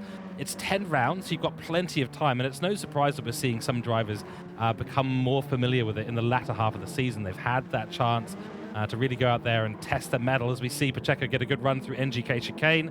Bad run for Michael Brill, and finally, at long last, Gridline Racing are not technically that close, but technically line astern in terms of the sequencing. But will he hold on to position? That's a question. That's actually a really good run by Michael Brill. Will it be his position back? Yeah, it looks like it will be into the braking zone at turn 1. Yeah, that was a nice exit there on the final corner through the Coca-Cola curve there for Dubzito. Really nice exit there. Mike Pacheco just ran a bit wide on the final corner, but now gets back that P4, and that is actually bringing Jansen a little bit closer on the racing softs there. So both drivers, Dubzito and Mark Pacheco, on the racing mediums, so they are losing a bit of grip through some of the traction zones, while Jansen's able to close back up really quickly. So it is kind of a bit of a stale moment for Mark Pacheco, because I feel like this was kind of a similar performance that we saw at Dragon Trail Gardens. Yes, we had a bit of wet weather forecasted in the event, but earlier in the race, where he had a bit of a moment, a bit of contact with one of the drivers in the early stages, he didn't really manage to catch back up. It then got to the wet part of the stint that he actually managed to catch up to the battle pack. So he's down the order. He's only running about 4.5 seconds behind his teammate Scotty Taylor in P3, but feels like it's a little bit stale at the moment for Mark Pacheco. Just needs to get the move done, get it up into P4, and just get those points for the team. Yeah, exactly. I mean, it does seem to be that way with Pacheco. We know he's an incredibly good driver. We know he's very, very quick. But it just seems to be the consistency over the race doesn't seem to have been there this season for the most part. A couple of times where we've seen me, Cougar, and Gridline Racing go up together, and we just thought to ourselves, well, certainly I definitely thought to myself, if these two guys at Gridline Racing could be right next to each other on track, working together, this would be a different story. And I just have flashbacks to Trial Mountain, Nick. Yeah, absolutely. And Scotty Taylor had himself that half-second penalty that we now always talk about in the commentary booth, and always alluding to him about that could be the potential of winning or losing the championship in season 4 of the TCR Cup. But at the same time, yeah, Mark Pacheco wasn't there, and he's really been just kind of struggling in that opening stints. So we're on lap 10 of 29, still behind Michael Brill here, and he tries to throw the nose down on the inside. He kind of backs off a little bit more. Michael Brill's going to try and hold it around the outside. Racing room given. Does he get the overlap? Contact made on the exit, and finally, Mark Pacheco does make the move there in the section where you can't go for a lunge on the car. You have to back out of it. Michael Brill just gets onto the grass there, loses a little bit of time on the exit, and that should hopefully keep Mark Pacheco in position 4. Finally, now in the clear air, but he needs to try and catch up to his teammate. He needs to get back up to Scott Taylor, because the two drivers ahead, Ryan Spann and Scott, they're on the racing softs. They're potentially going to they have to be jumping onto the racing mediums, as that is the compulsory tire for our race here tonight. But Scotty Taylor, Mark Pacheco, they're going to be going on softs. So this will be really, really interesting. They need the two gridline boys need to work together. They do. Let's see if it works out for them. At the end of the day, there may be too much of a gap between them to really enable this race. And yeah, the 0.5 second team's title penalty will probably be coming back to haunt Scotty Taylor a number of times throughout this season, and probably the next couple of seasons. It's become one of the talking points, sadly. And it would be a real shame if Gridline Racing lost out just because of that. But I'm anticipating a very, very close battle between these guys right to the bitter end. I think there's only one more lobby. Nick, you might be able to correct me on this. One more lobby that they're driving together in. So opportunities for both to kind of stabilize the gap that they're in. Then it's all going to come down to one final race. Yeah, absolutely. And then they have to be able to even if they're separated, they just need to be able to get together and just really drive the race that they have that they need to do. They need to put on a really strong performance, whether they are together, whether they're separate. It needs to be a Me Cougar 1-2. It needs to be a gridline 1-2. As we see, ooh, an early call here for the Me Cougar Drive Development Team, lap 11 of 29. This is a very, very early call compared to what we saw in Lobby 1, but they're in the pit lane, 24% fuel. Scotty Taylor, Mark Pacheco will definitely be going around for another lap. Those on the racing mediums will go for another lap. But what about Jansen? He's the next soft runner down in P6. What does he do? Does he pull the pin? Does he stick it out with the drivers? We'll find out. But the Me Cougar boys, early pit stops so far. Yeah, it looks like no one else jumping into the pits. It's only our race leaders, and they'll be going to full fuel and likely onto the well, they'll have to go onto the medium tires unless they're pulling some sort of weird alternative strategy here. They could potentially do a two pit stops onto soft, or two stints on soft tires. Let's have a little look, as they're about to come out of the pits in a few moments' time. What is the tire choice by our race leaders? It is Hodges in the pits as well. Correct me if I'm wrong, Nick, but that looks like a soft tire. Is that a soft tire that's coming out there? It is. So Ando Scott, a racing blunder here, and Ryan Spann on the racing soft tires. I wonder, have these guys? I'm not so sure if this is a wise decision here. Have they read the rule books, George? And are they not sure that the racing mediums is the compulsory tire? What is the strategy here? I think they might have asked ChatGPT for their race strategy instead of their supercomputer. A little bit of a mistake, I suspect, but now that I think about it, Nick, the amount of degradation we saw on those racing soft tires, 16 laps Spark did on those racing soft tires, but how much time across the race did that actually cost him? Probably a fair amount. Is it enough to negate a full pit stop, though? That is the question.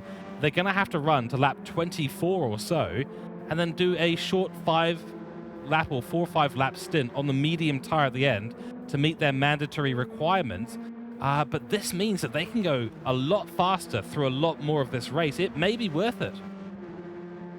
Well, these guys can actually rev their cars out, so you can see where the shifting points are for the Mini Cougar cars. But these guys, they can really push the cars to the absolute edge, go qualifying lap after qualifying lap as Mark Pacheco's getting hassled again by Michael Brill around the outside of the Mercedes-Benz Arena. Kenny Holder, some great racing amongst these two drivers here, going hammer and tong with each other in this opening stint. Some great performances there.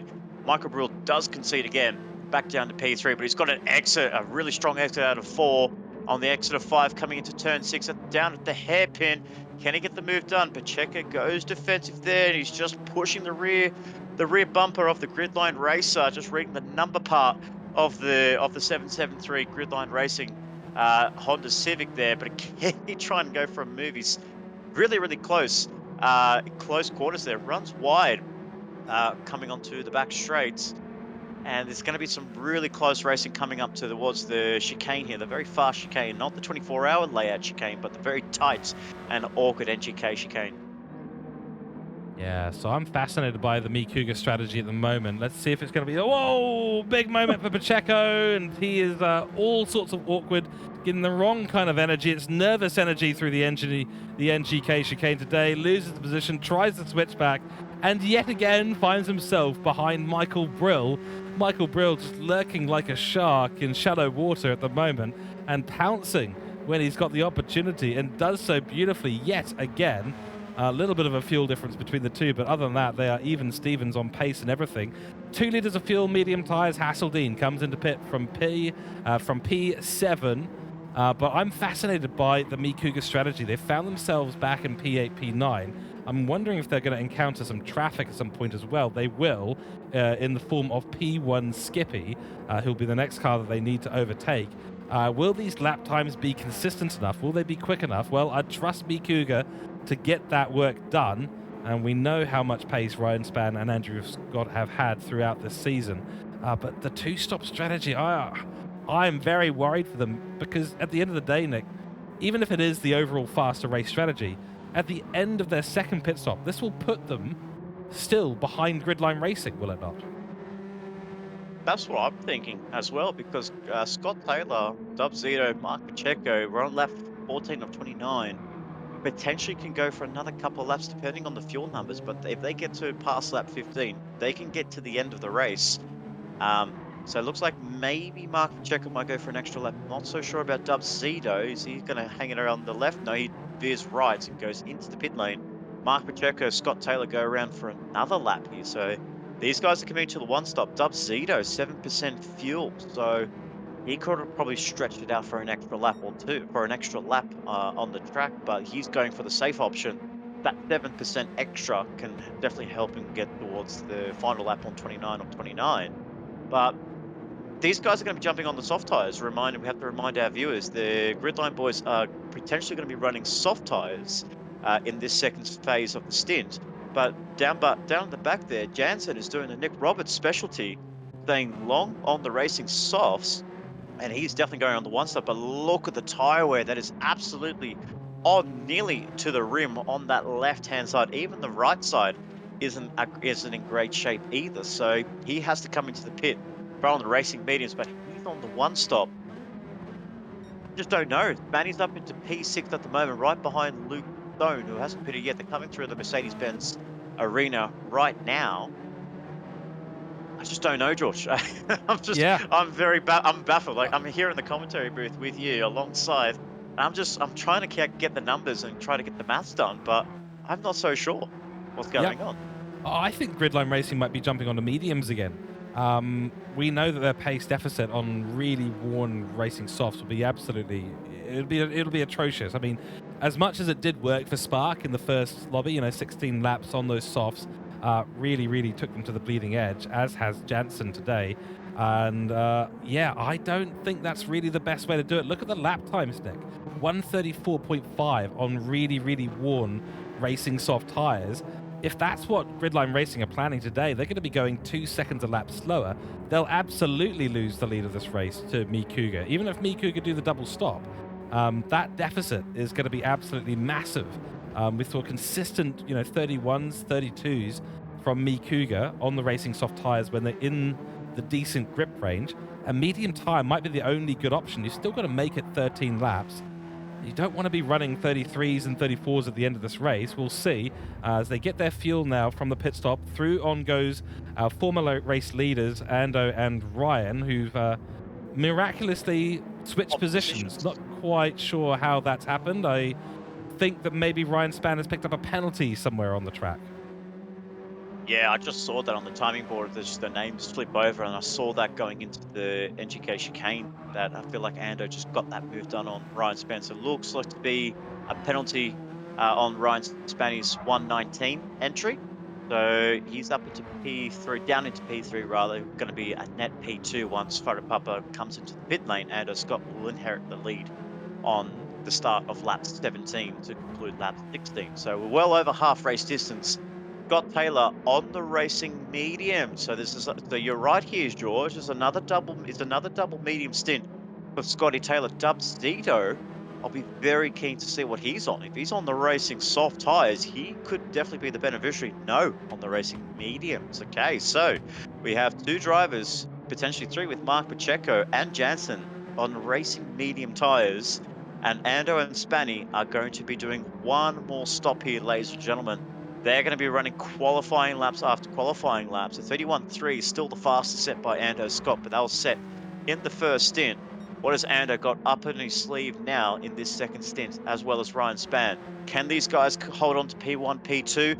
Will the Gridline boys make the one-stop work strategy? Will they make the one-stop strategy work? We'll find out in due time, but this is some fascinating strategy calls here in Lobby 2. This is why we call it the Wacky Lobby, George. Yeah, we've got we've got 11 drivers on track. I think we've got about 9 or 8 strategies being executed, all exactly different, which is not usually how you'd refer to it. Not exactly different. Completely different is the word that I was looking for. Here goes Dubzito, who's making the challenge now on Scott Taylor. This is absolutely massive. Both on the same strategy at the moment, and Dubzito just seems to have the pace today. So Michael Brill has been putting on an absolute show for us. He's come out of the woodwork and showing up for the Nurburgring Sprint race in round 8. He may well be on for his first podium of the season. I don't think we've seen him get a podium. We saw him, of course, in Manufacturer Masters. Did a great job in the Group 4 cars in the Porsche for the MotorMotion racing team. Now finds himself with the Loctite branded car and overtaking Gridline Racing. So what a fantastic situation for the number 12. For Scotty, it's an absolute disaster. He's found himself, instead of a Cougar car right in front of him with the opportunity to overtake, he has found Dub Zito overtaking him into turn 1 on the same strategy and starting to fall behind as well. So really, really not going his way at all. And the Gridline Racing chaps are going to have to find something somewhere, or this is going to start to really hurt their team's title and even drivers' title championship points, because if Ryan Spann does end up winning this race, and I think we'll probably see some team orders a little bit later on, I get the feeling that this is going to be a 2 or 3 position gap between Scott Taylor and Ryan Spann, and that could really open things up in the drivers' championship. Yeah, and the two Kuka cars are just exiting the Mercedes-Benz arena right now, and the Gridline boys are on the start-finish straight. So that kind of tells you what the gap is at the moment. They will have to come into the pit lane to throw on the racing mediums. So Michael Brill, take a bow. A really authoritative move there on Scotty Taylor. Slammed the brakes a lot deeper into the braking zone compared to Scott Taylor. Just took a little bit easy, didn't want to ruin his chances of making contact and unnecessary contact, unlike what we saw in Lobby 1 between the Astor Racer Ian Shane Addard and the Jamco Racing Team's Tony Griffin, who are still having their words with the racing stewards in the stewards room at this current stage. But Scott Taylor in P4 holding on nicely, but he's losing time to Dub Zito and jumping in a lobby with the Lightning Motorsport boys at Team 55 Capital team. They were doing a lot of race runs, a lot of practicing of race simulation. So they did a lot of 29 lappers in that lobby, and the boys were just getting faster and faster. They were finding some extra bit of pace. They were working with their engineers, and they were just trying to get that ultimate setup. But when they got to that last practice lobby for their last stint, those cars were an absolute rocket, and they showed some really strong consistency. Wide it goes. Michael Brill cuts the chicane as Scott Taylor has run wide on through the NGK chicane, gets his teammate Mark Pacheco past him now. On the inside goes Mark Pacheco. So that's 2 drivers making 2 mistakes in the corner of the chicane. Did Dub Zito get away with that, George? We'll find out in due time. But Scott Taylor behind Mark Pacheco, and the 2 drivers are really, really struggling. This is benefiting Me Cougar if these 2 tumble. Yeah, it's really working the way of Me Cougar, and it did look like Scotty had to take avoiding action there.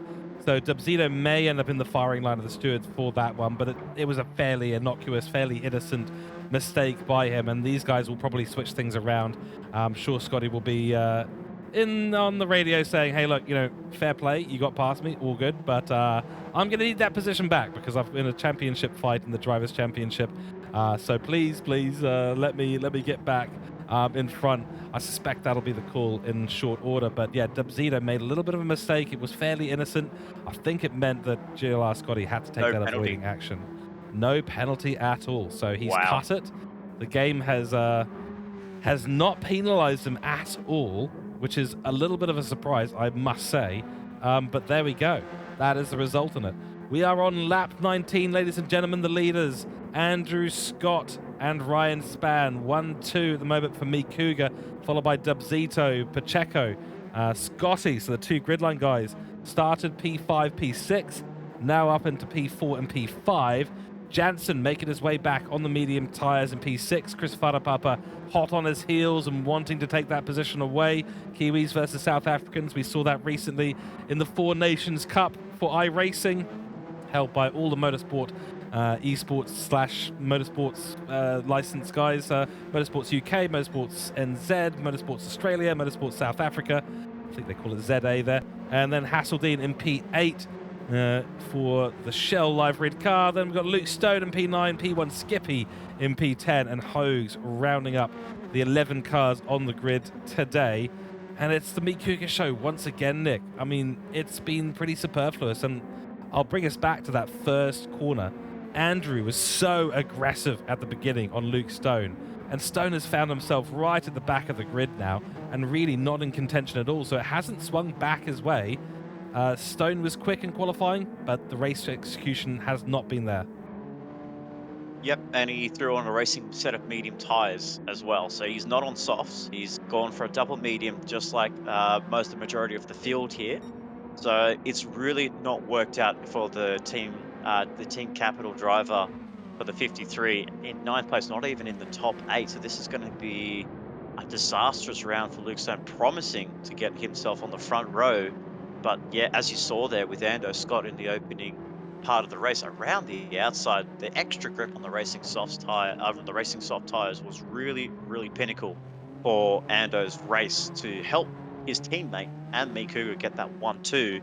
But Dubzito's becoming a really big cork in the bottle here for Gridline's racing chances to get any more points in the team's championship. And I will come back to your point, as you mentioned, as you brought up to me earlier ago, George, about when's the next time we're going to be seeing Gridline Racing and me, Cougar Drive develop. Well, I can tell you in Lago Maggiore round 9, they're going to be together. And in the final round at Circuit de Barcelona, they are going to be together. So this is 3 rounds in a row. They're in the same lobby. Oh. Wow. Strap yourselves in, ladies and gentlemen. Gee whiz. Yeah, so really what we need to for Gridline Racing, if you're a Gridline Racing fan right now, what you need to see in round 9 and round 10 is you need to see 2 Gridline Racing cars finishing in the top 3 ahead of the Me Cougar team. So you need those guys to make mistakes. You need to see those guys not have good qualifies, or you just need to be faster in both the race and the qualifying. If you're a Me Cougar fan and you're wanting them to get that 4th trophy, well, you're looking at that and you're saying this is pretty good, because generally throughout the season, Me Cougar have had the pace. They've had the race pace. They've had the race execution on the strategy. They've had the qualifying pace to put themselves on the front row of the grid. And if all things are going well for that team, I think you'll probably would want to put your chips into the bag of Me Cougar and say they are probably going to be the 4-time world champion. We're not going to speak too soon. No one make any assumptions, because literally anything can happen in TCR Cup. And despite there being 3 seasons and 3 championship titles with Me Cougar, everyone's fallible at the end of the day. What kind of chips are we going for here today, George? Are we throwing in some salt, just some ordinary salt, or are we just going to throw in a bit of spice in there? Yeah, because I feel like that's what we're getting. I think that's what we're getting in Lobby 2 at the moment. I think so. I think I might go with prawn and cocktail, actually. Go with the most unfavorable chip flavor that I actually really like. You won't see it anywhere else in the world, but if you go to your foreign food section, you'll see a very British packed thing of crisps, and prawn and cocktail is apparently a flavor. Don't know why, don't know where that came from, but it is quite, I quite like it. It's quite tasty. Well, there you go, ladies and gentlemen. So if anyone has any prawn and prawn and cocktail chips flavors, just send it over here to the commentary booth by the end of round 10. That'll be fantastic. But now here's a critical point here. Ando Scott, Ryan Spann in the pit lane. The Me Cougar boys are on the final part of the stretch of the straight here. The boys in P1 and 2, 20%, 18% fuel. There's only going to be a short fuel here. If we're looking at where the numbers are and the fuel numbers between the Gridline boys and Ando Scott, I only think they have to put 40, 50 litres in their cars. Yeah, well, let's see. Round the last corner Coca-Cola curve, how much fuel needs to go in? They're still refueling. There we go. Ando's coming out now. He'll be slow out the pits. There's a little bit of a long transit before you get back onto it. Dubzito goes up ahead of them. So does Pacheco. So does Scotty. Ando's out in first place, but where is he actually sitting? Let's see. Oh, he's got the inside line, but it won't work, and Gridline Racing are behind, but Spann has come out in the middle. He's the meat in the sandwich, but he's got fresh racing medium tyres versus the slightly used medium tyres. Very close call, and Ryan Spann's in a little bit of trouble here. Ando's technically in the best position right now, but Dubzito is actually in the lead of this race. Unbelievable. Lightning Motorsports owner Troy Britnell must be absolutely cheering for his boy Michael Riley, saying, go on, son, go and get that first victory for us. But on the racing mediums, worn racing mediums compared to racing mediums that are fresh out of the bag for Ando Scott, the 787, Mark, Pacheco down in P3 on Warren as well, spanning on the fresh set. This is going to be a very, very close 6 laps of racing here, ladies and gentlemen. Strap yourselves in because we have 5 cars in the same picture frame. It is Lightning Motorsports, Michael Brill, Me Cougars, Ando Scott, Mark Pacheco in P3, Ryan Spann P4, and the man that is chasing that man in P4 in the Drivers' Championship as well on track, Gridlines Racing, Scotty Taylor. This is going to be, throw your spice bag in here, ladies and gentlemen, because this is going to be on fire. Here we go. Last 5 laps now on the 24th lap of this race. Personal best for Pacheco. He's decided to put the foot down. And yeah, if you're Gridline Racing right now, you want to be sending this car absolutely to its maximum. You've got less fuel on board than the other guys, and that's a little bit awkward, I have to admit. Dubzito also running low fuel numbers. You'll be praying that Dubzito can do something to hold up Me Cougar and bring them back within range, because Pacheco's already falling back from Ando, and Spann has caught up massively early on in this. There you go, Ando making progress, hand over fist right now. He's already right on the back bumper of Michael Brill. It's going to be a matter of matter of when, not if at this stage. If Michael Brill can't get the car turned in, massive understeer with those tyres that are starting to get towards the middle part of their life. Fresh tyres for Ando, and the consistent driving is going to bring him right into striking distance in a matter of corners, as is Pacheco and Ryan Spann. So 2 battles going on right now, and you can see Scott Taylor, who's the one who needs to be in front of Spann for the Drivers' Championship. He hasn't got the pace, he hasn't got the ability to get back up, and he's hoping that his teammate Pacheco can do something to slow this man down. The 119 car set to take a decent lead in terms of the Drivers' Championship, way past the 10 points it currently is at between himself and the second place man, Scott Taylor. He's putting all the pressure, but Minister of Defense mode, he needs to be defending as Ando starts to look down the inside for turn 1. Defend, Michael Brill. Defend going into turn 1. This is your moment to get yourself a race victory, but he's not letting that happen. He just knows that he hasn't got the pace. Contact made going into turn 1. Mark Pacheco goes defensive into turn 1. Does he hold on to P3? He still does. Ryan Spann in P3. Ando now takes the lead in position 1, but what do you do? Because Ando's in P1. Ryan Spann hasn't gone past Mark Pacheco yet. He's going to throw the nose down on the inside. Will he hold it around the outside? No, it takes a bit of a bit more braking performance there in the Me Cougar, and he's got the run. He's got the run on Mark Pacheco down the hairpin. Can he get the move done as he gets towards turn 6? And he does, but he outbrakes himself. Mark Pacheco hits the rear bump of the Me Cougar, and that is spanning up into P3. But now, what do you do if you're Ando Scott? Do you hold up Dubzito to bring Ryan Spann closer? Do you try to help your team out as much as you can, as Mark Pacheco runs very, very deep in a very awkward line coming onto the back straight? But what do you do if you're Ando Scott? You've got 4 laps to go till the end of this race. Dubzito's in the middle. He's the cork in the bottle from Ryan Spann's potentially getting into P2, and then Ando will, I would say, as Team Orders, will let him through. But this is going to be really close. What do you do if you're the 787? I think at the end of the day, you want that race victory. You know, Ryan did make a mistake somewhere. We think he got a penalty early in the race. He was leading for most of the race and started on pole position as well. So he's getting an extra 2 points anyway. So as long as he finishes ahead of Scotty, I don't think there's any need for team orders. Yeah, absolutely right. But he just needs to get that P2. I think he just needs to get ahead of Dubzito to give them those extra points and to give them that extra leeway in the team's championship. So Dubzito, I feel like a man of the match performance for the man in Lightning Motorsport. Absolutely wonderful job and holding his own there with 3.5 laps to go till the end of this race. Dubzito P2 has lost that time to Ando Scott, but Ryan Spann really reinventing the track here, just much more like Matthew Johnson did in Lobby 1. He's reinventing the Nurburgring track layout, the GP Sprint layout, is using every single millimeter of the track here, running all on the curves, running on the green AstroTurf, really just trying to extract what he can of the Me Cougars 119 entry. But he's got the time in hands. He's got a bit of time left.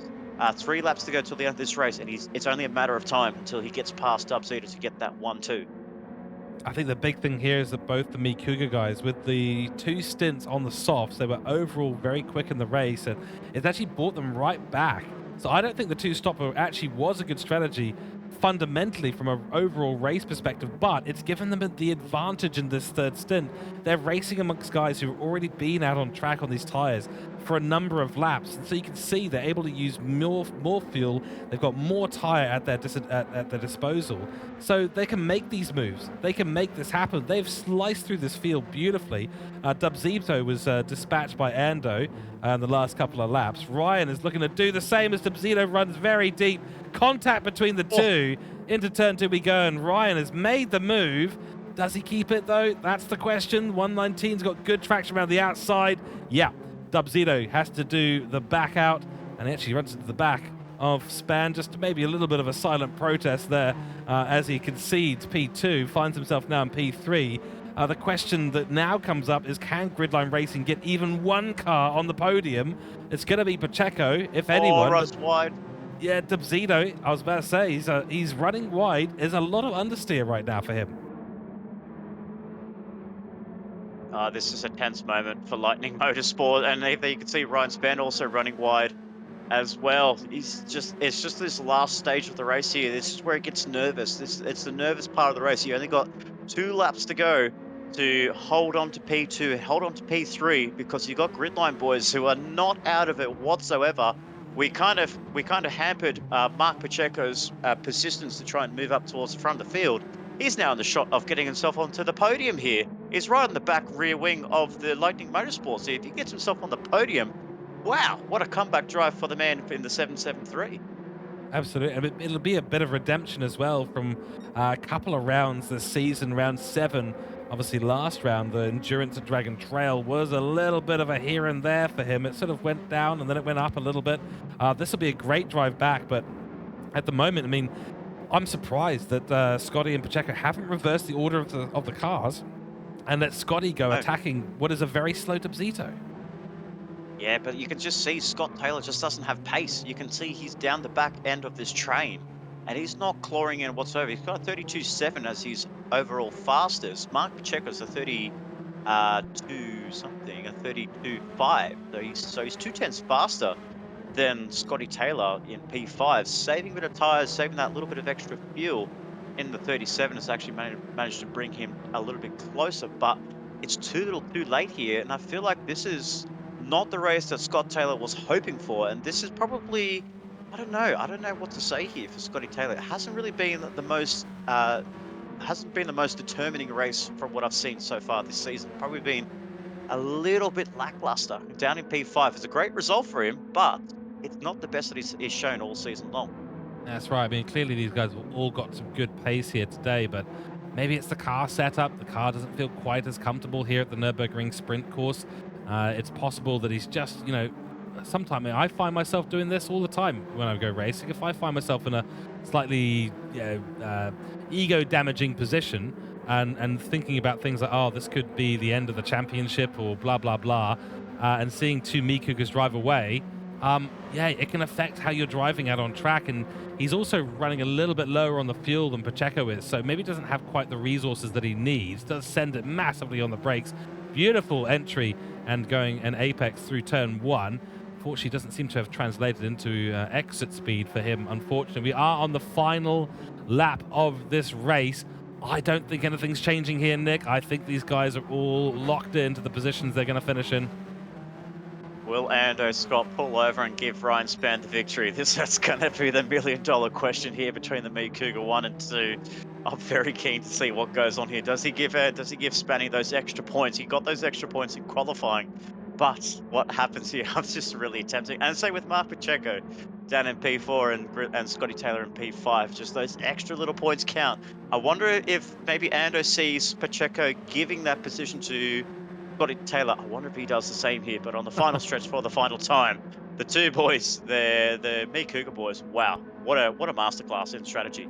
Oh, there we go. It's happened. Yep, Span has been given the lead by Andrew Scott. I was going to say be careful because Dubzito's there and he'll take the position away from you quite happily. That appears to be it. Ryan Span's given the position by Andrew Scott. GLR Scotty is given the position by Pacheco. So go racing until the last lap. Here we go. Checkered flag is out and a big swing in the championship because it's me, Cougar, 1-2 across the line. Dubzito gets onto the podium as well, and Gridline Racing 4th and 5th in this race. It's not where they wanted to finish, and this has got some championship implications today. I think we'll see that Gridline Racing are no longer leading in the team's title. Ryan Span expands his lead in the Drivers' Championship. A huge swing in round 8. It's one to remember. Let's head over and see our race results. Well, there you have it. Ryan Span with the pole position points as well. 52 points to his name. It's a big swing for him because that's 10 extra points. That means the gap between them goes up to 20 points. A lot of work for Scott Taylor to do in the Drivers' Championship now. Andrew Scott in second place. Ami Cougar 1-2. They'll be absolutely stoked with this, hunting for their 4th championship victory in TCR Cup. Michael Brill, the surprise for all of us today. But what a drive by him for Lightning Motorsports. 44 points, followed by Scott Taylor and Mark Pacheco. Gridline Racing finishing line astern, but just didn't have the pace compared to me, Cougar, today. And then Lyle Rensburg taking the 6th position there for Mad Turtle Racing. Good job by him today. Nick, great overall race. The strategy nearly didn't work for me, Cougar. That was closer than I thought it might have been. Yeah, that was really, really tight. Obviously, they obviously got rid of ChatGPT. Think of them of a 2-stop strategy, but the Me Cougar finally fired back up. It must have just been a Control-Alt-Delete system reboot in the Me Cougar department. So they must have just got that back up and running literally on the last few laps there for the team to get 1 and 2. But yeah, they did really, really well. They just lost the lead when Michael Brill got past ahead of him. But they just knew they were going to come back anyway. The fresher compound of racing mediums was a lot superior than a worn racing mediums on Michael Brill's Honda Civic. But I just feel like just Gridline Racing, they were absolutely nowhere. Yes, they finished 4th and 5th, getting some good points in the team's championship, but they just didn't have any pace at all whatsoever. They didn't really show any. I don't really think I would say they had some good pace overall. They were there. They were hanging out with Lightning Motorsports' Michael Brill, and then at the early stages, hanging out with Lyle Rensburg, who was in a high position. But just Gridline Racing, just the overall performance that these guys had is not their best round to date. And we've done 8 rounds deep, and I feel like this one will be a determining factor in the championship. Of course, Maggiore and Barcelona to come, so maybe Gridline Racing will favor those 2 tracks. We shall see.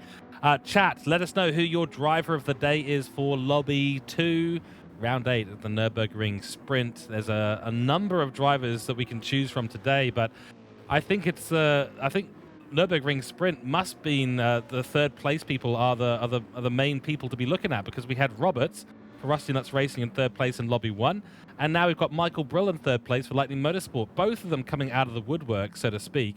But Michael Brill, this is an absolutely epic performance. He is the ham in the ham sandwich of the top 5, and he has put himself into the podium positions for the first time. I think, for me, that is driver of the day material. Yeah, couldn't agree more there. Michael Brill, a fabulous performance there from the Lightning Motorsports driver. As I said when I was in his race lobby, the amount of work Lightning Motorsports and Team 55 did to get that car to the absolute pinnacle of the pointy end of this race, my goodness, it has paid off for them. Michael Brill, P3, ahead of the contenders in Scotty Taylor and Mark Pacheco. Well done for him. Driver of the day for me as well. So that's a double vote for Lightning Motorsport as Michael Brill in P3. Some honourable mentions there. I would say Ando Scott and having a nice strategy there would have put him up in towards another victory, got him into the victory lane. But I can't go past Michael Brill. It was a solid performance from the man in the Lightning Motorsports camp. Absolutely right. Yeah. So let us know in chat who your driver of the day is. And that is going to basically be it for round 8 here. The Nurburgring Sprint has provided some fascinating strategies. we really have seen quite the variety. No one seeming to agree, seeming to be able to agree on what the best strategy is today. It's all been up in the air. But at the end of the day, Cougar ended up on the right strategy once again, though it was a lot closer than I think they would want it to have been. Nonetheless, I think that elevates them up into the standings. We'll go through the standings as we head to the outro of the stream. The lead commentator today, myself, George Cooke, and I've been joined by Nick Pautasso in the commentary box. Nick, great to have you here once again. Looking forward to round 9 and 10. Oh, absolutely. If this is going to throw in some kind of different strategy, I'm looking forward to round 9 because we have some big names as well, not just Cougar and Gridline Racing. We have Lightning Motorsport, so Michael Brill, if he gets back-to-back podiums for this race, watch out because it's going to be some great... And he's got his team, their sister team in Team 55 in the lobby as well, so a bit of backup for Michael Brill and for that team. So I'm looking forward to Lago Maggiore, but Nurburgring has always been a favorable track of mine. One of my favorite tracks, some great racing, some great passes, and some great respect from all of our drivers here. And wow, I will remember this race for a very long time for that last stint of the race. That stint 2 in lobby 2 for the Cougar boys. That was close margins there. But thank you, George, and thanks to the team and for the MotorMotion and TrackSpot TV. And we'll see you guys. I'll see you guys in round 9. Thank you very much. And that rounds out our coverage for round 8. We'll see you in the outro for some overall standings and to round out the stream. See you over there in a moment.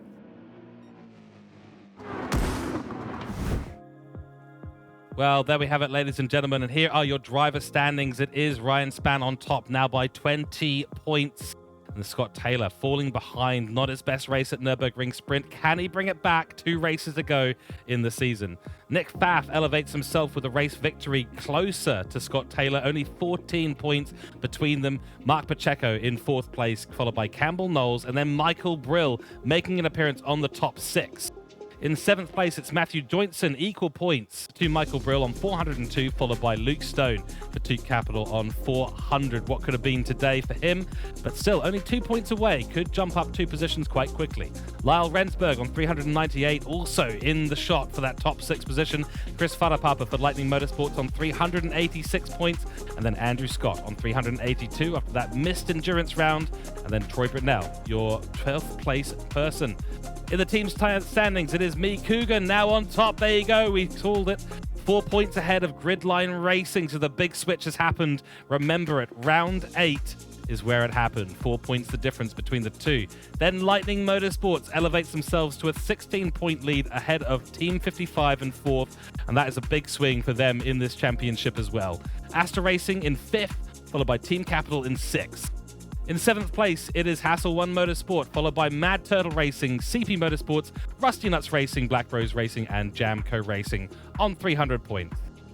Looking ahead, and of course that is round 8 done and dusted. Round 9, we are looking forward to going to Lago Maggiore GP course for 22 laps in a week's time. Then it's round 10 at the Catalunya GP for the final race of the season. That's going to be an absolutely brilliant event. So make sure you tune in for that here on the MotorMotion E-Series and TrackSpot TV YouTube channels. A massive thanks, of course, to everyone in chat and, of course, to our primary sponsors as well. Mercury Walch, proudly sponsoring the MotorMotion E-Series TCR Cup. Check them out on www.mercurywalch.com.au. And don't forget, GT3 Championship registrations are open on the MotorMotion E-Series website, www.motormotioneseries.wordpress.com. It's been a pleasure bringing you the broadcasting today. We hope you have a fantastic rest of your week. We'll see you for round 9.